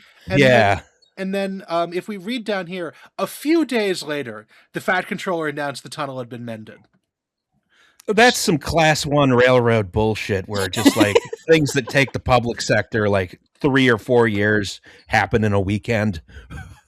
Yeah, we put up the equivalent of some panel track. We put up a panel tunnel. Like, yeah, pretty much. We got W.E. Coyote and contractors to paint a hole on the nearby wall, and then just we sent trains through it until the tunnel worked. Well, no, you had to hire a bunch of road runners to stand on the footplate. Yes, so that the painted tunnel worked. So this only works. Paid a fortune in contractors' fees for those road runners, but it was worth it to keep the traffic flowing. Yeah. Mm-hmm. I wonder why Phoenix hasn't tried this for putting tunnels in their rail system yet, because they've got the Rail Runner, don't they? Oh yeah, that's Albuquerque. Albuquerque. Yeah, I'm sorry. Yeah, which is funny because Looney Tunes. Yes. And then, the other guy from Looney Tunes, Bugs Bunny. Yes. The other guy. And now sometimes a gal. Yeah, sometimes. And now going on to the next one, which is particularly interesting to me in that this is just absolutely wild. So this is not from the railway series itself. This is from a railway safety story book that Christopher Audrey wrote called More Bad Days for Thomas and His Friends. Okay? Well, I'm not kidding. Okay. I don't know. Why don't they ever write about the good days? Why don't they write about a day all the trains were on time, there were no incidents on the railway? This is specifically a children's book talking about how to not get killed by trains. Other stories. That's impossible. Other stories. Trains, the natural enemy of children. The train will eventually kill you. Hard. Other stories in this book include some skateboarders who almost get run over by Percy, I believe. So we have various. So this one gets an unnamed electric locomotive, but then Percy is the actual almost murderer. Yeah. Okay. Mm-hmm. So I'm going to walk you guys through this one. So this story is called "Nearly an Unhappy Christmas," and it is notable for being literally the only depiction of the branch line on the island of Sodor that goes to the city of Peel Godred, which is notable for being consistently referred to in all of the lore documents as having electric locomotives on it, which is the only railway line that we never see fucking anything of. We never see anything of it in any of the things except for like a drawing in the background of a couple of different stories. This is the only time we see anything of it. It's acknowledged in both lore books and just never in stories. Probably they're trying to bury it. The Audreys were very racist against electric locomotives. Wilbert Audrey was on record saying that they were like worms where they could be taken apart and put back together without noticing. So is Peel Godred where the aluminum smelter is? Yes, it is. That's why that makes sense. That's why it has electric power, because they used the hydroelectric dam to both run the aluminum plant and run the railway. According to the lore, and I'm using lore with a capital L and a trademark symbol, the locomotives on this branch line are Class 86s and Class 87s, which look like this. These do not look like that. Can you see the drawing with the smiley face on it? He's just a little guy. Yeah, he's just a little guy. That is, in fact, in the story, it is referred. It is said the engine is so new that it does not have a name, which is absolutely not how the island of Sodor has ever worked. Yeah, that's true. Really, depending on how fancy you want to get with it, this is either a Class 90, a Class 91, or the Class 89 prototype, which has a name. All of them have names at some point. I'm more surprised that he didn't write in the Class 91 locomotive that actually was named Wilbert Audrey. That would have been more his speed, you would think. They did write that in, but as we can I see, like this little guy though. I like his little smiley face. yes, Yeah. little He's just- smiley but face he's with happy no go lucky. windows. He doesn't know the horrors of his island. No windows. You'll notice you'll notice though that in different illustrations of the same locomotive, it does have windows. Yes, I know. It's not consistent. It's not consistent in the slightest. And so the story for this is that little girl Alicia, spelled Alysha for reasons I couldn't begin to fathom, is walking along the bridge with her dog. Her hat blows off her head onto the wires for the electric train, and she tries to get it with a stick. Now, does anyone want to guess what kind of voltages the Northwestern Railroad's electric branch is using? Oh, it's probably like 800 volts at about a bajillion amps. No, it's 25,000 volt AC. Yeah, I was going to guess 25 kilovolts. Yeah. Yeah, they're not running DC. It's 25 kilovolt AC, and she's poking it with a stick. Well, that's the safer one. That's a good idea. Yeah, I was about to say, You can see right here, her hat gets electrocuted. It's an ugly hat anyway. She doesn't need it. Girl, you better off. It's okay. She's wearing gloves. Are those flash resistant rated gloves? Yeah, are those flash rated mittens? Do we think? Apparently, yeah. Otherwise, she wouldn't be doing this. Electrician mittens. Maybe the stick is made of fiberglass. Actually, yeah. Yeah, she looked around for the most non-conductive stick she could find. But what's really funny is that insult to injury, in the next panel of this story, the wind blows the hat off the lines, and then the train's driver comes, like, she runs away because she's scared of this. The train's driver stops, gets the hat, and, like, returns it to her house. And presumably off screen, like, absolutely chews out her parents for letting her do this on her own. She's British. Realistically, they'd yell at her. That's true. Children are somewhere between trucks and coaches. Cordially, and yeah, he would present it very cordially and be like, "Oh, it's nothing. Don't worry about it. It was just a little incident." And then as soon as he closes the door, they turn around and yell at her. Oh yeah. Yes. They're like, "Get the ruler." You did what? Oh, it's worse. This is after metrification. It's a meter stick. Oh, they're gonna get some leverage on that. We're going to have a couch apology video after this episode. We are not. I apologize for nothing during this. I can say it. I was beaten regularly as a child, okay?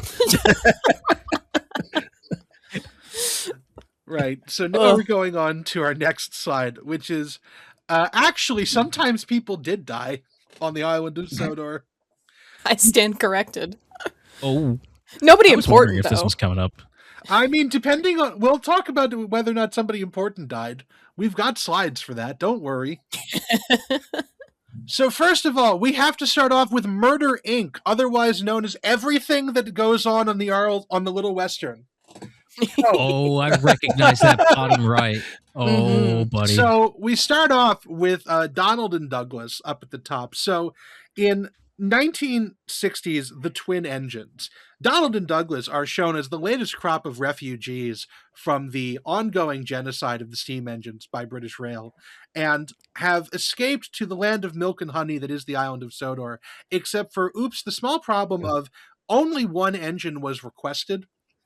And so one of them may have to go back and die. The twins try very hard to prevent this from happening, and are succeeding despite themselves. One of them does slide into a signal box at one point, and a special coach was lost in the shuffle at the at Tidmouth Station.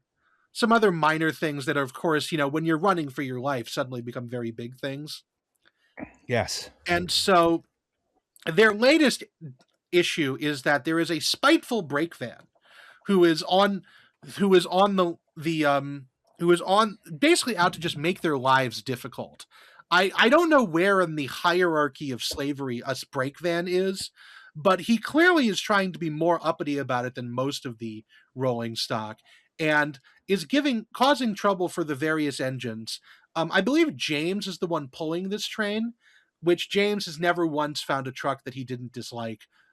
So he is pulling the train up the hill, and it is, I believe, Douglas who is pushing from behind, and the guard just shouts, "Wait, the van is braking!" And because the van, it's what it's supposed to do, dummy. The van, exactly. The van is applying his brakes, causing trouble, and then the peasants are revolting. The peasants are in fact revolting. The van tries to put his brakes on to cause trouble, and what happens is that Douglas squashes him like an egg. Taking all the pieces. I just figured this out. Who Donald and Douglas are based on? They have to be the Cray twins. I'd possibly. Odds are good.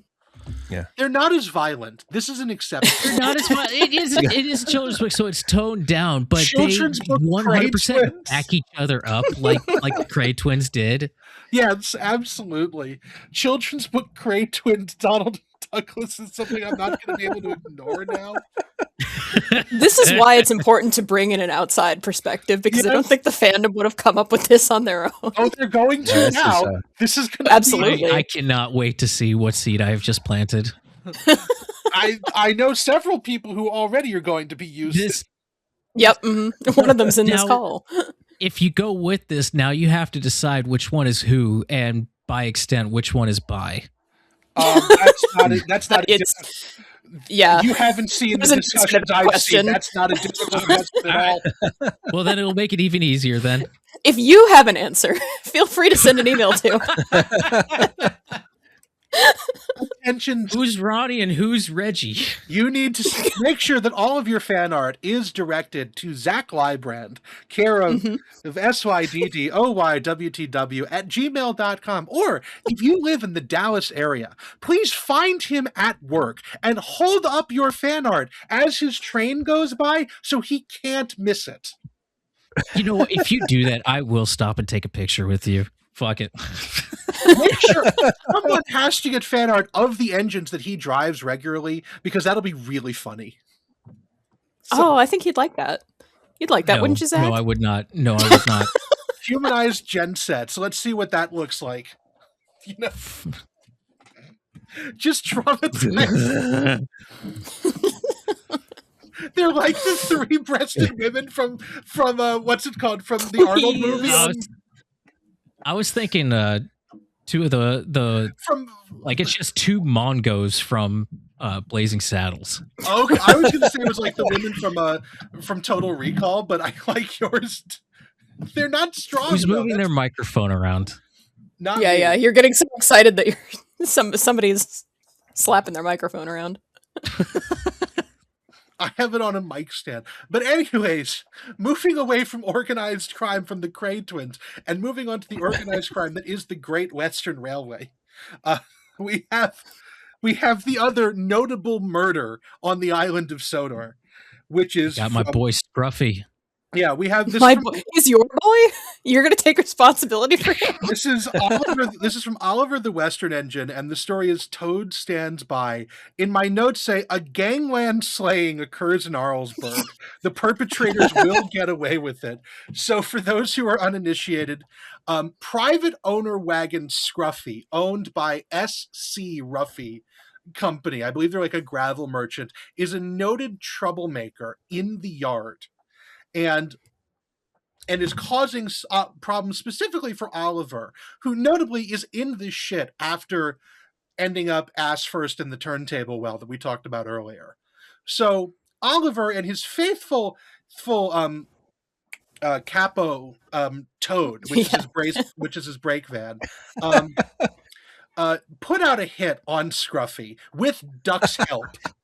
Duck is the lookout in this. where basically they put Scruffy at the head end of a very long, very heavy train with the brakes set.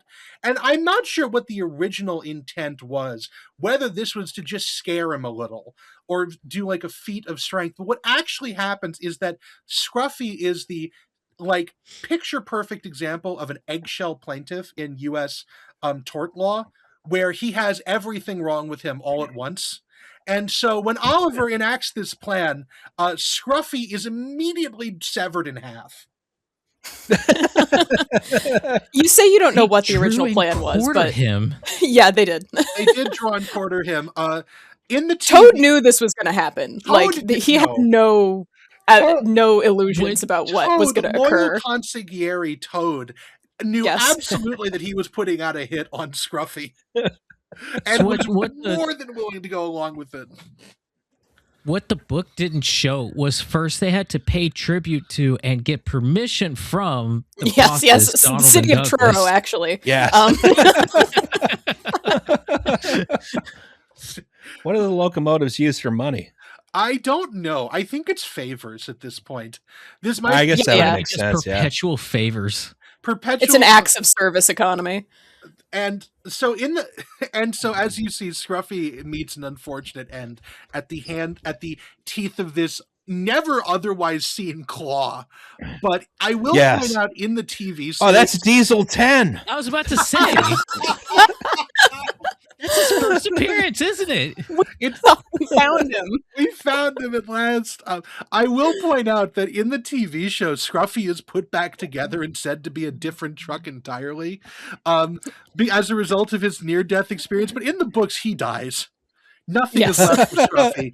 Notably, the brake van stays dead in both interpretations, which I think is really funny. Brake van... Just a brake van. Brake van is killed. Scruffy has like an ambiguous ending depending on which way you view it. Brake van belongs to the Northwestern Railway. Scruffy is a privately owned car. That's why. Yes. Yeah. The owner paid his dues that month, so they put him back together. Yeah. Just don't let it happen the again. Shit out of him first. But I do love that we get to see a murder illustrated by Governor and Peter Edwards. Do you think his face is frozen like that? Like I don't know. It looks like. Or do you think he's still yapping? Like it looks they killed him with his eyes open. His last words were, "I'm coming apart."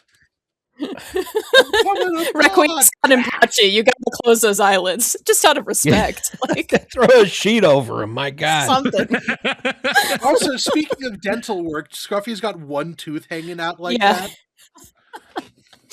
Oh. Snaggletooth Scruffy. And nobody ever fucked with Oliver again. It should be noted. His plan worked. This is like the Shinzo Abe assassination in which every goal was met. Jesus. Every goal was met in this. Problematic individual eliminated. Strength over the underlings established. Everyone called laid down. I also everyone think it's called worth Oliver the device after that. Yes. The doohickey. The doohickey, yeah. I think it's worth pointing out that after this, Oliver almost never pulls freight again. They don't have to, like, because they move him off of freight work. Yeah. Hey, we need to run this freight train like within the next hour if we want to make profit on it. So who's available? Just Oliver. It goes to show this one. Yeah. When you go to the prison that is the Isle of Sodor, what you need to do is immediately kill a truck. Yes. You have to establish your place in the hierarchy. Yeah. And just nobody fucks with you ever again. Duck's not going to yell at Oliver anymore. Look at that look on his face. Yeah, I don't think Duck was fully in the loop. He's so happy with himself. Yeah. No, he didn't know what Toad was planning, I don't think. It's like Sparta out there. You got to go out and kill a hell lot. Duck's over there like, I asked you to have a word with him, please. How did you get to this?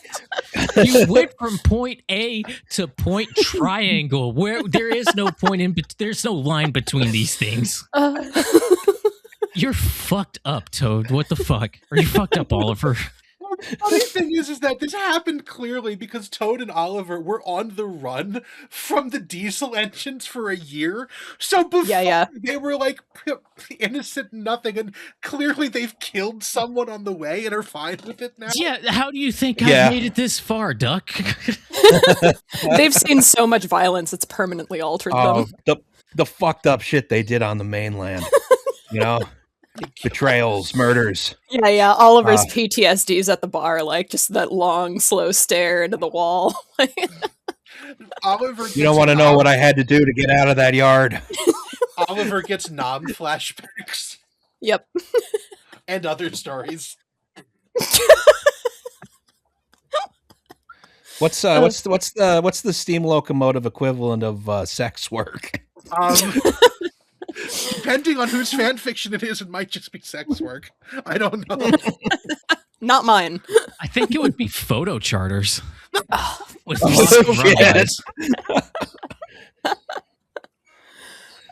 enough. I can't handle this anymore. Okay, now we get to go on to philosophical debate corner. Because now we have to talk about Henry. We haven't been there yet? No. Henry. We have to talk about Henry. So, this is the crash of the Flying Kipper. This is the most iconic crash in the entire series. From Henry and the Green Engine in 1951. This is canonically taking place in the 1930s. Okay?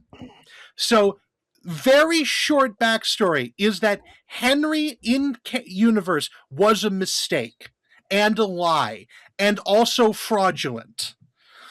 Henry and a scam? Much like myself, Sir Topham Hatt wanted an Atlantic. And best wheel arrangement. Just go fast. No pulling, just go fast. And Sir Topham Hatt was not sent an Atlantic. He was sent a photocopier burned version of Gordon that was made from stolen plans out of a dumpster. This isn't a joke. This is legitimately what happened in the universe of Thomas the Tank Engine. The resultant engine could not pull trains with any regularity, was down more than he was up, and to get any sort of use out of him at all required special Welsh coal, which I assume is anthracite. Am I right? Yes. Welsh coal is anthracite. It was basically everything. Look at my son. He has all diseases. Is basically what Henry was. Yes. So going into this, they have finally gotten Henry into an operational state by putting him on the Welsh coal. You know, or I was listening to the anesthesia episode of WTOP earlier today, the special Welsh opium, or whatever it was that you were talking about, Roz. Was it heroin? Whatever it was. He's on the special Welsh drugs. It's very expensive home heating coal. Yes. Yeah. And this is the only way that they can get Henry to work in the slightest. So Henry is naturally... Unlike in the United States where you talk about locomotives that run on anthracite, that's like anthracite comb, which is the tailings. That's why the fireboxes have to be so big. In this case, Henry is so fucked up. No, he needs the actual anthracite as opposed to the waste products. So, this is a very expensive locomotive to run. Yeah, this is like running your car. He's not even that good. Like, he's not even that good. Like, even operating at maximum capacity, he's not a superstar or anything. Yeah, it's like running your car. It's like running your daily driver on leaded race gas because that's the only way the tune will work. It's terrible. Yeah, but basically, Henry is finally working in some fashion. The Northwestern Railway at this point still has a terrible motive power shortage, which is how we get some like famous background engines that were clearly what happened when the artist wanted to add an engine to a scene, and then the fandom fell on that like 80 years later. It's like, what's that engine? Tell me his story. But anyways, we get into the point where Henry is reliable enough. He's running trains more regularly, one of which is the Flying Kipper, which the Flying Kipper is the famous overnight fish train from the docks at Tidmouth, because Sodor is on, it's in universe, it's called the Sudrian Sea, but it's basically the Irish Sea between Man and England. There's a lot of fishing there. The fish the overfishing hasn't happened yet, so we have all the fish in the world. They're loaded onto onto refrigerated vans and are sent off to the mainland for sale at the racism market right alongside with everything else. Yeah, and fish specials were actually a fairly common type of train for a long time. Even in the United States, we had fish specials. Yeah, fish and meat trains were big in the United Kingdom. They were some of the first things to get like continuous air brakes and bogie trucks because they would be run by like express passenger locomotives at express timings. There's photos from the 60s of like A4 Pacifics doing this regularly. And yeah, it's just 15 boxcars full of eels. Yeah, well, the eels that caused Daisy to be derailed. Yeah. To blow a fuse. But anyways, Henry is running this service one night, and Sodor is at this point in the 20s or 30s using lower quadrant signals. What are lower quadrant signals, I hear you ask? It's down here. I'll John Madden it and everything. It's this thing down here, which basically means that when it's down, it means go. Now, this is good. Unless it's cold out. Because what happens when it cools out is this white shit starts to fall from the sky that isn't cocaine. And so this is called snow. It's terrible and I hate it.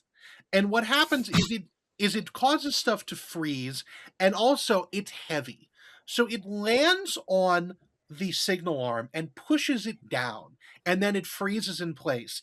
And so it looks like the signal is clear, even when it's not. This has caused many accidents in real life that have killed many people. I think the term fail-safe has not made it to the island of Sodor. In fairness, it didn't make it to Britain. Like, it didn't make it to British Rail. In fairness, Zach, this was before safety had been invented, full stop. That's right. I forgot. This is what we would call fail deadly, and this was a thing that had been widespread across the UK for a long period of time. So Henry passes such a signal that has been frozen in the clear position when it was in fact at danger, and ends up being diverted into a siding where he crashes headlong into a freight train that was in the siding to let him pass by. Presumably because the points were frozen as well. And basically Henry gets all 7 kinds of fucked up from this accident. And it's a miracle that the guys in the brake van of the freight train do not also die. As you can see, one of them ends up headfirst in the snow when he jumped out. And the other one's like, you made me spill my hot chocolate. Yes, this you was silly good, fucking engine. This was good cocoa. Yeah, it was good. Look at the snow spray. That it looks like he's complaining about his tea being spilled while Henry is crashing into the snow. Yes. This is again another issue with early Thomas illustrations, which is sort of what we're talking about here. Because the other problem is that the reason why Henry is like this in reality is that Wilbert Awdry's illustrators were never up to his level of snuff for railway realism. And so the illustrators, was it Dalby? Was it Dalby at this point, Ray? Yeah, I think it was. It was one of the early ones. Reginald Dalby drew Henry looking like Gordon. And that's why the engines are different colors, because Henry and Gordon looked almost identical. And so Wilbert Awdry wanted to fix that. This is the same reason why Thomas had an accident in the 8 famous engines, is because he wanted to get Thomas's buffer beam looking more like it did in real life than it did in the drawings. And so Henry's crash and subsequent rebuilding were to make Henry look more like what Wilbert Awdry wanted Henry to look like than a copy of Gordon. However, in universe, this is fucked up, because does somebody want to read the section listed Henry II? Henry II. It has been a mystery to many. It has been a mystery to many that Topham Hatt was able to send the deplorable Henry I to crew in 1935 and receive back a Stanier Class 5 MT in tip-top condition as Henry II. The story current at Crovan's Gates Works is that Topham Hatt and William Stanier were apprentices together at Swindon, and then at least on one occasion, perhaps more, the future Sir Topham was able to help the future Sir William escape the consequences of what might have been a serious scrape. We cannot, of course, vouch for the story, but it does at least offer a plausible explanation. Excuse. No. Hi, Audrey. What is? Can you explain? Plausible. The short version of this is that we don't know whether or not Henry died, because Henry could have been sent off to the works, and they could have written down as much of his backstory as they knew, and they could have taken him out back and shot him in the head. And then they yanked a brand new LMS Black 5 off the line, painted him green, told him his name was Henry, and said everything that they knew about him, and then sent him back to Sodor. Or they took Henry to pieces and Ship of Theseus him into a Black 5. Those are two options. Those are your options, and neither of them are good. They're not. Yeah, both are they're not settling. Maybe it's just all of the personality is contained in the smoke box, and they they just replace the door. Retain that. Although I will say, from this angle, you know what Henry looks like from this angle with this size of boiler. Yeah. You know the Canadian Pacific Holiday train has that fake steam locomotive. That was the Kansas City one you're talking about with the Kansas City. Excuse me. Yeah, Kansas City Southern has a tank car on a flatbed that is a fake steam locomotive. I can't unsee it now. Yes, that's cute. Yeah, I really like the fact that Roz was wrong, but then was also technically correct because those two railroads merged. And they run them together now. Yes, I'm aware of that. But yeah, so did Henry die? Maybe not in the tunnel. Maybe the real Henry died in the back rooms of Crew Works. Maybe. They put him in the back rooms, but for railroad. Yeah. For the railroad. He died in the backyard of Crew Works. Don't worry, Henry. You'll wake up in a few minutes. Yeah. It's like the torch. It's like fucking what's it of Mice and Men. Of Mice and Men. They Lennied him. I'm sorry, Henry. I have to do this. I wonder why make up the story. Like, is that for the comfort of the other engines when Henry comes back and he's obviously not the same guy? I don't know. A lot of this happened. A lot of the initial lore of the Railway series happened when children who had parents permissive enough to let them write a letter to an author had questions. That's where we got a lot of stuff, is that Wilbur Awdry was frequently besieged with letters from small children asking really pertinent details about, like, one of the first stories with Edward. If you go back in the book and look, and I'm not going to put the image on screen, there's a coupler missing from the coach that Edward is coupling up to because the artist was bad at his job. And but the children asked that enough, and so Wilbur Awdry has publicly said that actually another engine had handled the coaches so roughly that it ripped the coupler off, and that's why the train was so late. Them fixing it is why the train was so late that the guard had to go out for his 11s and missed the train. Which is like... Wilbur Awdry was writing his own fan fiction about the series that he wrote.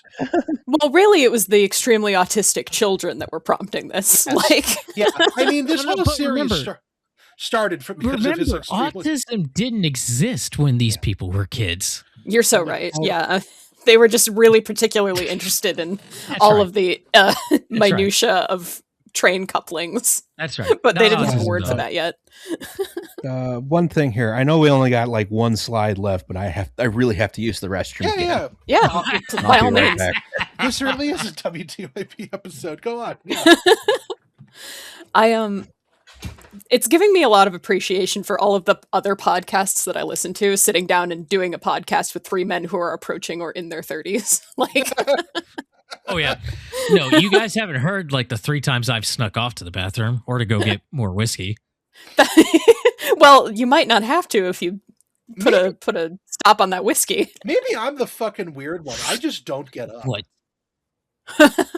You're not That 30 has yet. some That's weird why. implications, bud. Yeah. That has some really weird implications. I get up. I hold it in sometimes. More than one of these episodes. Oh my. Yeah. I was gonna say it's literally because you're not yet 30. I when I sit still, like I have to do something with my hands, and a lot of the times that just translates into drinking something. And I get conductors who get mad at me at work because I take so many pee breaks. You're like, I'm staying hydrated. Yeah, I'm for looking real. after my health. It's hard up here. A lot of mental strain. Who am I kidding? Who am I kidding? They work way harder than I do. Yeah, it's hard up here watching you work. Which is man, something, it's exhausting. That's something Thomas the Tank Engine would say, I bet. Mm-hmm. Oh, I try absolutely. to help. To be fair, I try to help him. I'll be like, hey, it's quicker and easier if you do it this way. No, you want to do it your way? All right. We'll be out here an extra hour, but all right. I need the That's why overtime. you got autistic on the autistic or German test. Okay, I'm back. Has everyone been taking the autistic or German test? Oh, we all did today. I got German. I also got German. I'm autistic as fuck. I already knew where that was going to go. I got neither. I was surprised. Wow. Interesting. Yeah. I thought I was going to get neither, but I guess I had a little bit more German than anything else. It's really funny. A friend of mine made me take a friend of mine made me take an actual autism test, and it came back as negative to his shock because I fit in so well with the foamers that it's like, how are you not? There's just something else wrong with me. Questions that will never be answered. It's bespoke mental problems. Yeah, exactly. I got an autism test when I was very young, or not very young, actually, when I was like probably 14 or so. And they said, no, you're not autistic. You just like trains. I thought that meant the same thing, though. No, yeah, exactly. You know, clearly in professional settings, it does, but clearly there's real a bit of an edge no. case. Yeah, they tested me for ADHD twice, and both times they were like, nope. So we don't know what's wrong with you. Same. Oh, I just got diagnosed with that one like a year ago. That was fun. Ooh, you get those amphetamines then. Yeah. Not quite enough to Oh, you're managing too well. You got to start crashing out. Well, after 30 something years of practice, I'm decent at this point. All right. Right. All right, we're sidebarring too far. Next slide. This is the canonical time that someone fucking died and as an engine in the Railway series. I'm not even joking. So this is the single appearance of the Culdee Fell Railroad, or Culdee Fell Railway, which is the mountain railway modeled off of the Snowdon Mountain Railway, which we've been asked now several times, why didn't they have a book about all the times when nothing went wrong? That's the reason why we haven't seen the Culdee Fell more than once, because there's only so many screw ups you can have on a railway that goes up a cliff. And the Snowdon Mountain Railway in real life is incredibly safe. Yes. So you can't write about a day where nothing happened because that's not interesting. You know, they clearly need to get into character dramas, but nobody listens to me, so I have to write fan fiction myself. Yeah. Wow. But so anyways, the Culdee Fell the book Mountain Engines from 1964 tells the tale of the Culdee Fell, and notably in the story Bad Lookout, Culdee, the engine who was named after the mountain, is specifically relaying a story to Peter Samunster Handel, because these engines were built in Switzerland, so they at the time they were shipped off to Switzerland for rebuilding at the end of whenever their boiler tickets came up. So he was on a flat car next to the Skarloey Railway's sheds, basically telling this story to all the engines. And the story is the sad tale of Godred, the railway's number one. Godred, named after a king of Sudrian folklore, and yes, that's not a lie. There is a rich tapestry of Sudrian folklore that you will only learn about if you read Wilbert Awdry's books, The Island of Sodor, it's railways, it's people, history, and railways, which I have a copy of next to my desk, which is signed by Wilbert Awdry, because of course it is. Oh, That's nice. Damn! I've always wanted to get a copy of It that. Rob this man's home. This cost like $300 or $400. Ray, we know where he lives. 2013. So, in like 2013 or 2012. So, and somehow the price has gone down since then. I'm very annoyed. Oh, I was going to say that's an appreciating asset right there. It's not It's still not an easy book to get a hold of. In my understanding, the inside cover actually has a stamp that said it was withdrawn from stock from libraries in Northern Ireland. So, it's come a long way to be next to my desk, sitting on top of a copy of The Mohawk that refused to abdicate. I would assume then that means the railway workers are Catholics. Considering that the guy who wrote the books was an Anglican reverend, one has to assume that they're anything but. Oh. Well, why did it get banned from Northern Ireland then? It was withdrawn from circulation. I assume nobody cared anymore. Okay. Well, it was out of print for forever. It still is out of print. You can there's a copy on like Google Drive that circulates around. Yeah, I have a digital copy. But anyways, the rich tapestry aside, Godred was convinced, partly because he was named after a king, that his own shit didn't stink. And the Culdefell opened in 1900, and a likely feeling for a Sudrick locomotive to have. Yes, the Culdefell opened in 1900, and was very advanced for its time. The trains had automatic brakes, which, to answer your question, Zach, yes, the engines had full control over their own braking systems, and also had the ABD rack rail system, which was a very modern, for the time, style of like mountain climbing rack rail system. It's since been superseded by a couple of other ones, but it's still in use. And basically what happened was that Godred, like a couple of days, like on the opening day of the Culdefell, Godred falls off the mountain. Oh, that's a good omen. Mm-hmm. Yeah, it's gone poorly. Godred goes tumbling down the hill. And this is where we have some questions. First of all, we have to ask, why the fuck do the engines have faces on both ends? But that's beside the point. No, that was my first question, actually. That's beside the point. Are these two? Yeah. Do they have two separate personalities? No, it's the same face. It's the same engine.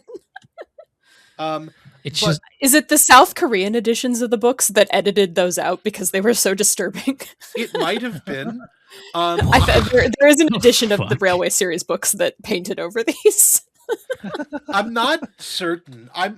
Nobody's quite sure why. I think Governor and Peter Edwards were like, these probably have to have faces on both ends because otherwise they wouldn't be able to see out the front because of how the trains are arrayed. The engine is always pushing the coach up the hill. But in any event, so in the story, basically what happens to God in the story that Culdee is telling Sir Handel and Duncan and everybody else is that Godred got brought to the back of the sheds and got smaller and smaller as our controllers took pieces off of him to mend us. And eventually there was no Godred left. Which is fucking horrifying. That takes cannibalizing an engine to a whole new thing. However, it is mentioned immediately afterwards that neither Skarloey nor Renius ever mentioned that Culdee had made the story up. Now, first of all, I don't know how Skarloey and Renius would know that, but there's a couple of points against that. So I have here a screenshot from the digital edition that someone scanned in of the Island of Sodor, its people, history, and railways, which does say, a few weeks later, however, Godred was derailed, scrapped, and never replaced. Which seems to imply that Godred did in fact die. And then if we pan over to this image right here, This is the remnants of Ladas, the #1 engine on the Snowden Mountain Railroad that fell off the mountain in 1900 immediately after opening. So we have to sort of assume that Godred died. That Godred, died. God, look at that pile. It's just... Yeah. I believe the engine is upside down in this, so it's even worse. Yes. I feel like the fact that they kept yanking parts off of it in the Railway series lore would be akin to, like, if you were hiking Mount Everest and you broke your leg and they just went over and yanked the leg off of Rainbow Boots or whoever else died it on the mountain and gave it to you. Green Boots, yeah. Green Boots, that's right, that's right. Yeah. I mean, maybe, it's more like cannibalism. It's more like a survival cannibalism situation, right? Yeah. It's forced, which is even worse. Yeah, it's like I just like the idea that Coldy was telling like a really fucked up story, and he was like, "No, it needs to be more fucked up because he's just a fucked up guy." I mean, I wonder if Scarlowi and Rheneas saw Sir Handel and Duncan's faces after the story, and they were like, "Oh no, it was he made it up." Like, he made it up. He made it up. It's real. No, they didn't. Look, neither Scarlowi nor Rheneas ever mentioned that Coldy had made it up. Oh, I see. Oh, you're right. No, they were just like that is exactly what Scarlowi and Rheneas would do. Is the worst thing is they would absolutely is more in character. Like Scarlowi, Rheneas, and Duke would be sitting off in the corner going like, "Yep, show those fuckers what's what." Maybe they'll stop talking for 10 minutes. Especially Duncan, because my God. But yeah, so with that, we have reached the end of the podcast. It's only taken us a week to get through everything. It's very long, but we do have a section on this podcast called Did You Almost Die? Which is where we talk about times where we almost were killed on public transit. And Justin, you have a story for us, don't you? I do have a story. So right here we have several friends and myself in the Buc-ee's t-shirt. Then behind us is New York Central Swiftstream, which is a sleeper lounge car. Now, it was not from this particular charter, but this was a deadhead I got to ride from New York to St. Louis, which happened 2 years ago now, I think. Once I found out the car had a kitchen, I was like, can we cook on the car? Yes, we can do that. Okay. So there was a whole rigmarole about getting the food down into the Amtrak yard at Sunnyside. I don't know if I want to talk about that. I will say they switch cars really fast in there. Oh my God. They really move when they're doing that. But yeah, so we put all the food in through the porter's door that leads to the kitchen, right? And then we all, came back, went to sleep in the car. And then the next morning I woke up, I was pretty hungover. It was like time to make breakfast. I don't want to make breakfast, but I have to, right? I don't know. The railroad might get mad at me for telling this story. I don't know. But it turned, while I was making breakfast, I was making a big frittata, right? Served like I don't remember. Yeah, I don't even remember. I heard about this frittata in the dining car episode. I'm very excited now. Oh yeah. So yeah. We get out of the Hudson Tubes, and we're passed at a combined passing speed of probably 160 miles an hour by an Acela, and a porter's door just flew open. Oh my God! Yeah, so you want to circle that porter's door real quick? Where is it? Is it on the other side of the car, or is it this? No, it's that. Oh boy! That bit just to the right of the nameplate. Yeah, exactly. So I was in the kitchen, which is right across the hallway from that, fairly close to it. And I looked at it and I was like, I was in no danger of any kind, but I looked at it and I was like, I'm going to die right now. It's going to happen. frittata, so Yeah, not well, the worst way to go. I don't know. That cast iron pan like really took the bumps in the track pretty well, actually. But so and then one of the other folks on the charter just calmly walked up and closed the door, and I was fine. But like I don't know, my heart was racing for a good a good 15, 20 minutes afterwards, which did clear up the hangover, it turns out. But I believe if you thought you were gonna die, that's close enough. Yeah. There was no danger of me dying, but I looked at there was just there was just the track in the air at 80 miles an hour. Yeah. You almost suffered a death that hadn't probably happened since the 40s. Yeah. Like that guy in the safety third who almost got killed by the tail fin of the B-29. It's like last person to be killed in this method was in a decade that started with 1904X. Yeah. Like, yeah. It turns out what the issue was is that the porter's door, you can close it in such a way that it's not quite closed. So we hit that thing, we hit the latch really firmly down that time. Had no more problems.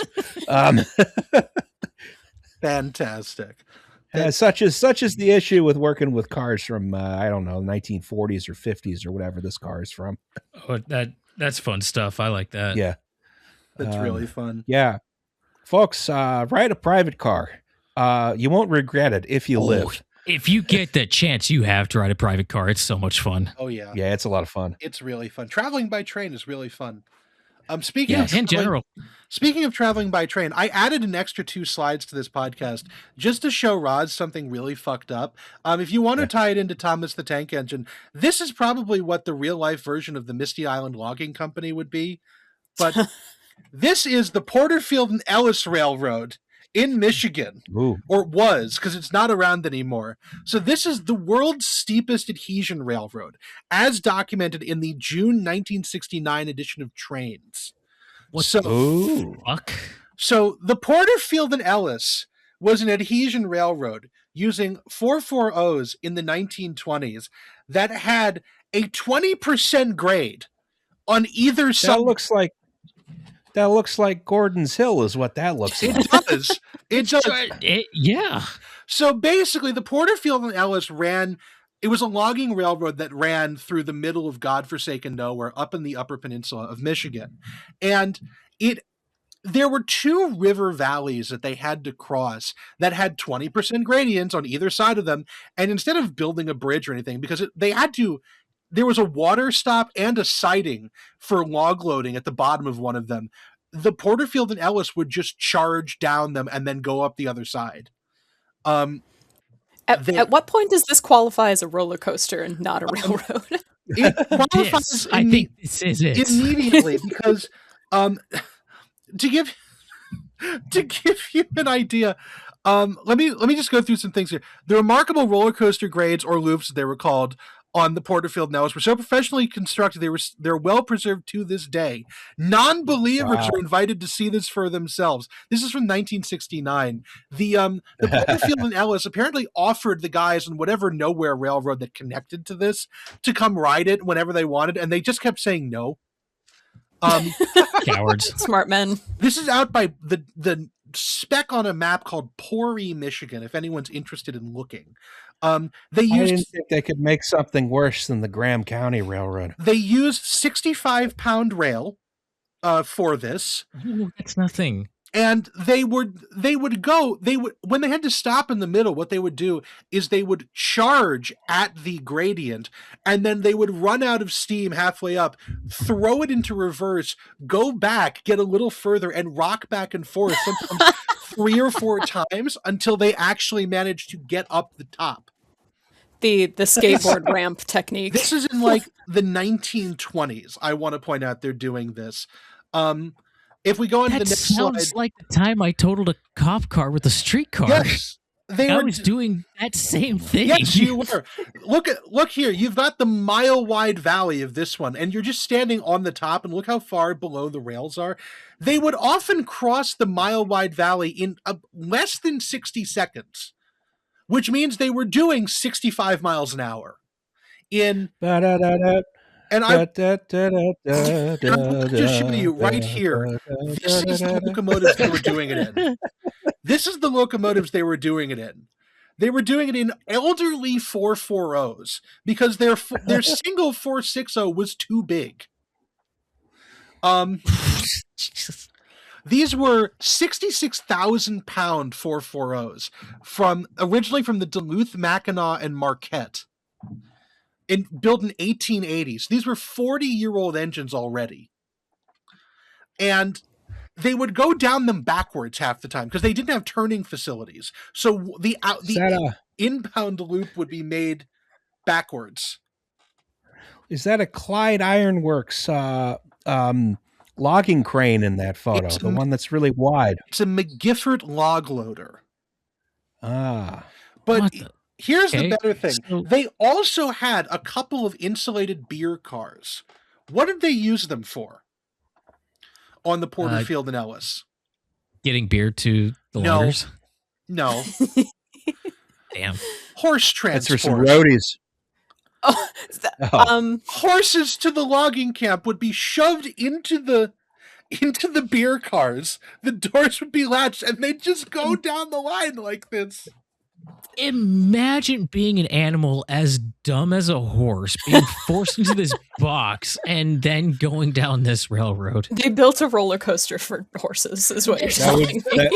That's like me on an airplane. Yeah, it's a similar experience. I told this once in a Discord server, and we quickly came up with the joke that the horses were frozen into pucks like in Demolition Man to get across this, because otherwise it would never work. Hey, Joe, this is really upsetting. The Porterfield and Ellis, I wish was still operational. It's so good. I'm glad it's not. Yeah, this railway went out of business by like 1929. So 1936. I'm sorry. Everything was ripped up and dismantled. There's almost nothing there except for like the gradient out there somewhere in the fields in the woods that you die in northern Michigan. Right, yeah. This reminds me of a children's book I read once where like the guy who was surveying the train track had lost his glasses and sent the train on a roller coaster ride. But I absolutely love telling people about the Porterfield and Ellis. So when is Chris Audrey gonna incorporate this into the island of Sodor? Unfortunately, the man is in his late 80s. Goofy railroad shit enough. Yeah. Money doesn't care how old you are. We know that he likes his money. I feel like this is spiritually the successor to the Misty Island Logging Company from the very much so, yes. From the critically panned Thomas and Friends thing, the adventure. What is it? The Mystery of Misty Island Adventure. Oh, yeah. Misty Island Mystery. Yeah. This is spiritually the closest we can come to that, is driving a train down a 20% vertical slope and just and torturing horses while we do it. And then there's one other thing in here, which is that the main engineer was a teenager, because it was like the son of the engineer. Yeah.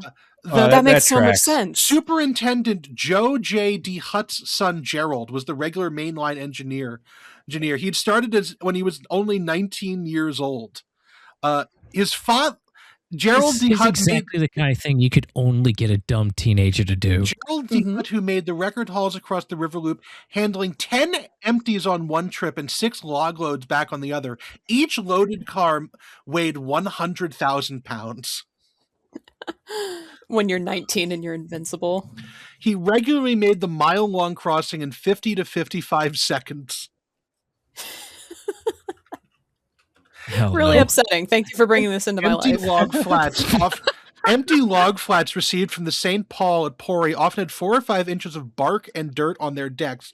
By the time they got the cars to Camp 2 over the roller coaster line, the cars would be shaken and blown clean. St. Paul train crews often asked the P&E railroaders about their operations, but they would not believe them. Oh, the McGifford log loader was manufactured by Clyde. Clyde Ironworks in Duluth, Minnesota. It's my great granddad worked there. Though he didn't design those. He designed what is it? Like ship to shore cranes. And the family got sued to oblivion in World War II when one of I think it was Kaiser Shipworks overloaded the crane and it collapsed, and they won the lawsuit against him. How? That's some family lore. Fantastic. I hate that they won that. That's goofy as hell. But yeah, that's why my mom hates Kaiser Permanente. Outstanding. But yeah, this is the fun side diversion into the nonsense that is the Porterfield and Ellis. Tell your friends. I have forgotten in the last week. Did Roz plug his pluggables on the first part? Roz we all did. Ray yeah. did. Yes, that's right. We could close though. We could do a quick closer if you want. Does anyone have anything else they want to plug? Put this monstrosity to rest. Yeah, please. Nobody has anything else they want to plug. No. Check out my train letters, pioneerandpilot.com. You can also follow if you like Thomas the Tank Engine, I have a Thomas the Tank Engine Tumblr blog at Little Western, one word. So that's go listen to various other podcasts in the Nate Bethea extended universe, Trash Future, Lions Led by Donkeys, Kill James Bond, Nova's new podcast, Be Gay, Solve Crimes. No Gods, No Mayors. Various W2IP is worth the Patreon money. You all should go subscribe. $2 a month. You get a great Discord, and you get a bonus episode once-ish a month. It's once a month, yes. But it's $2 a month, so you get what you pay for. Roz, I need you to know I actually have this. Don't recite it. Somebody stop him. Memorized. Okay, I'm going to stop it now. I need to find the button to stop this. Oh, it's been almost 3 hours. Fantastic. This is the 4.5 hour episode. Yes, congratulations. You've done it. Right, I'm going to hit stop now.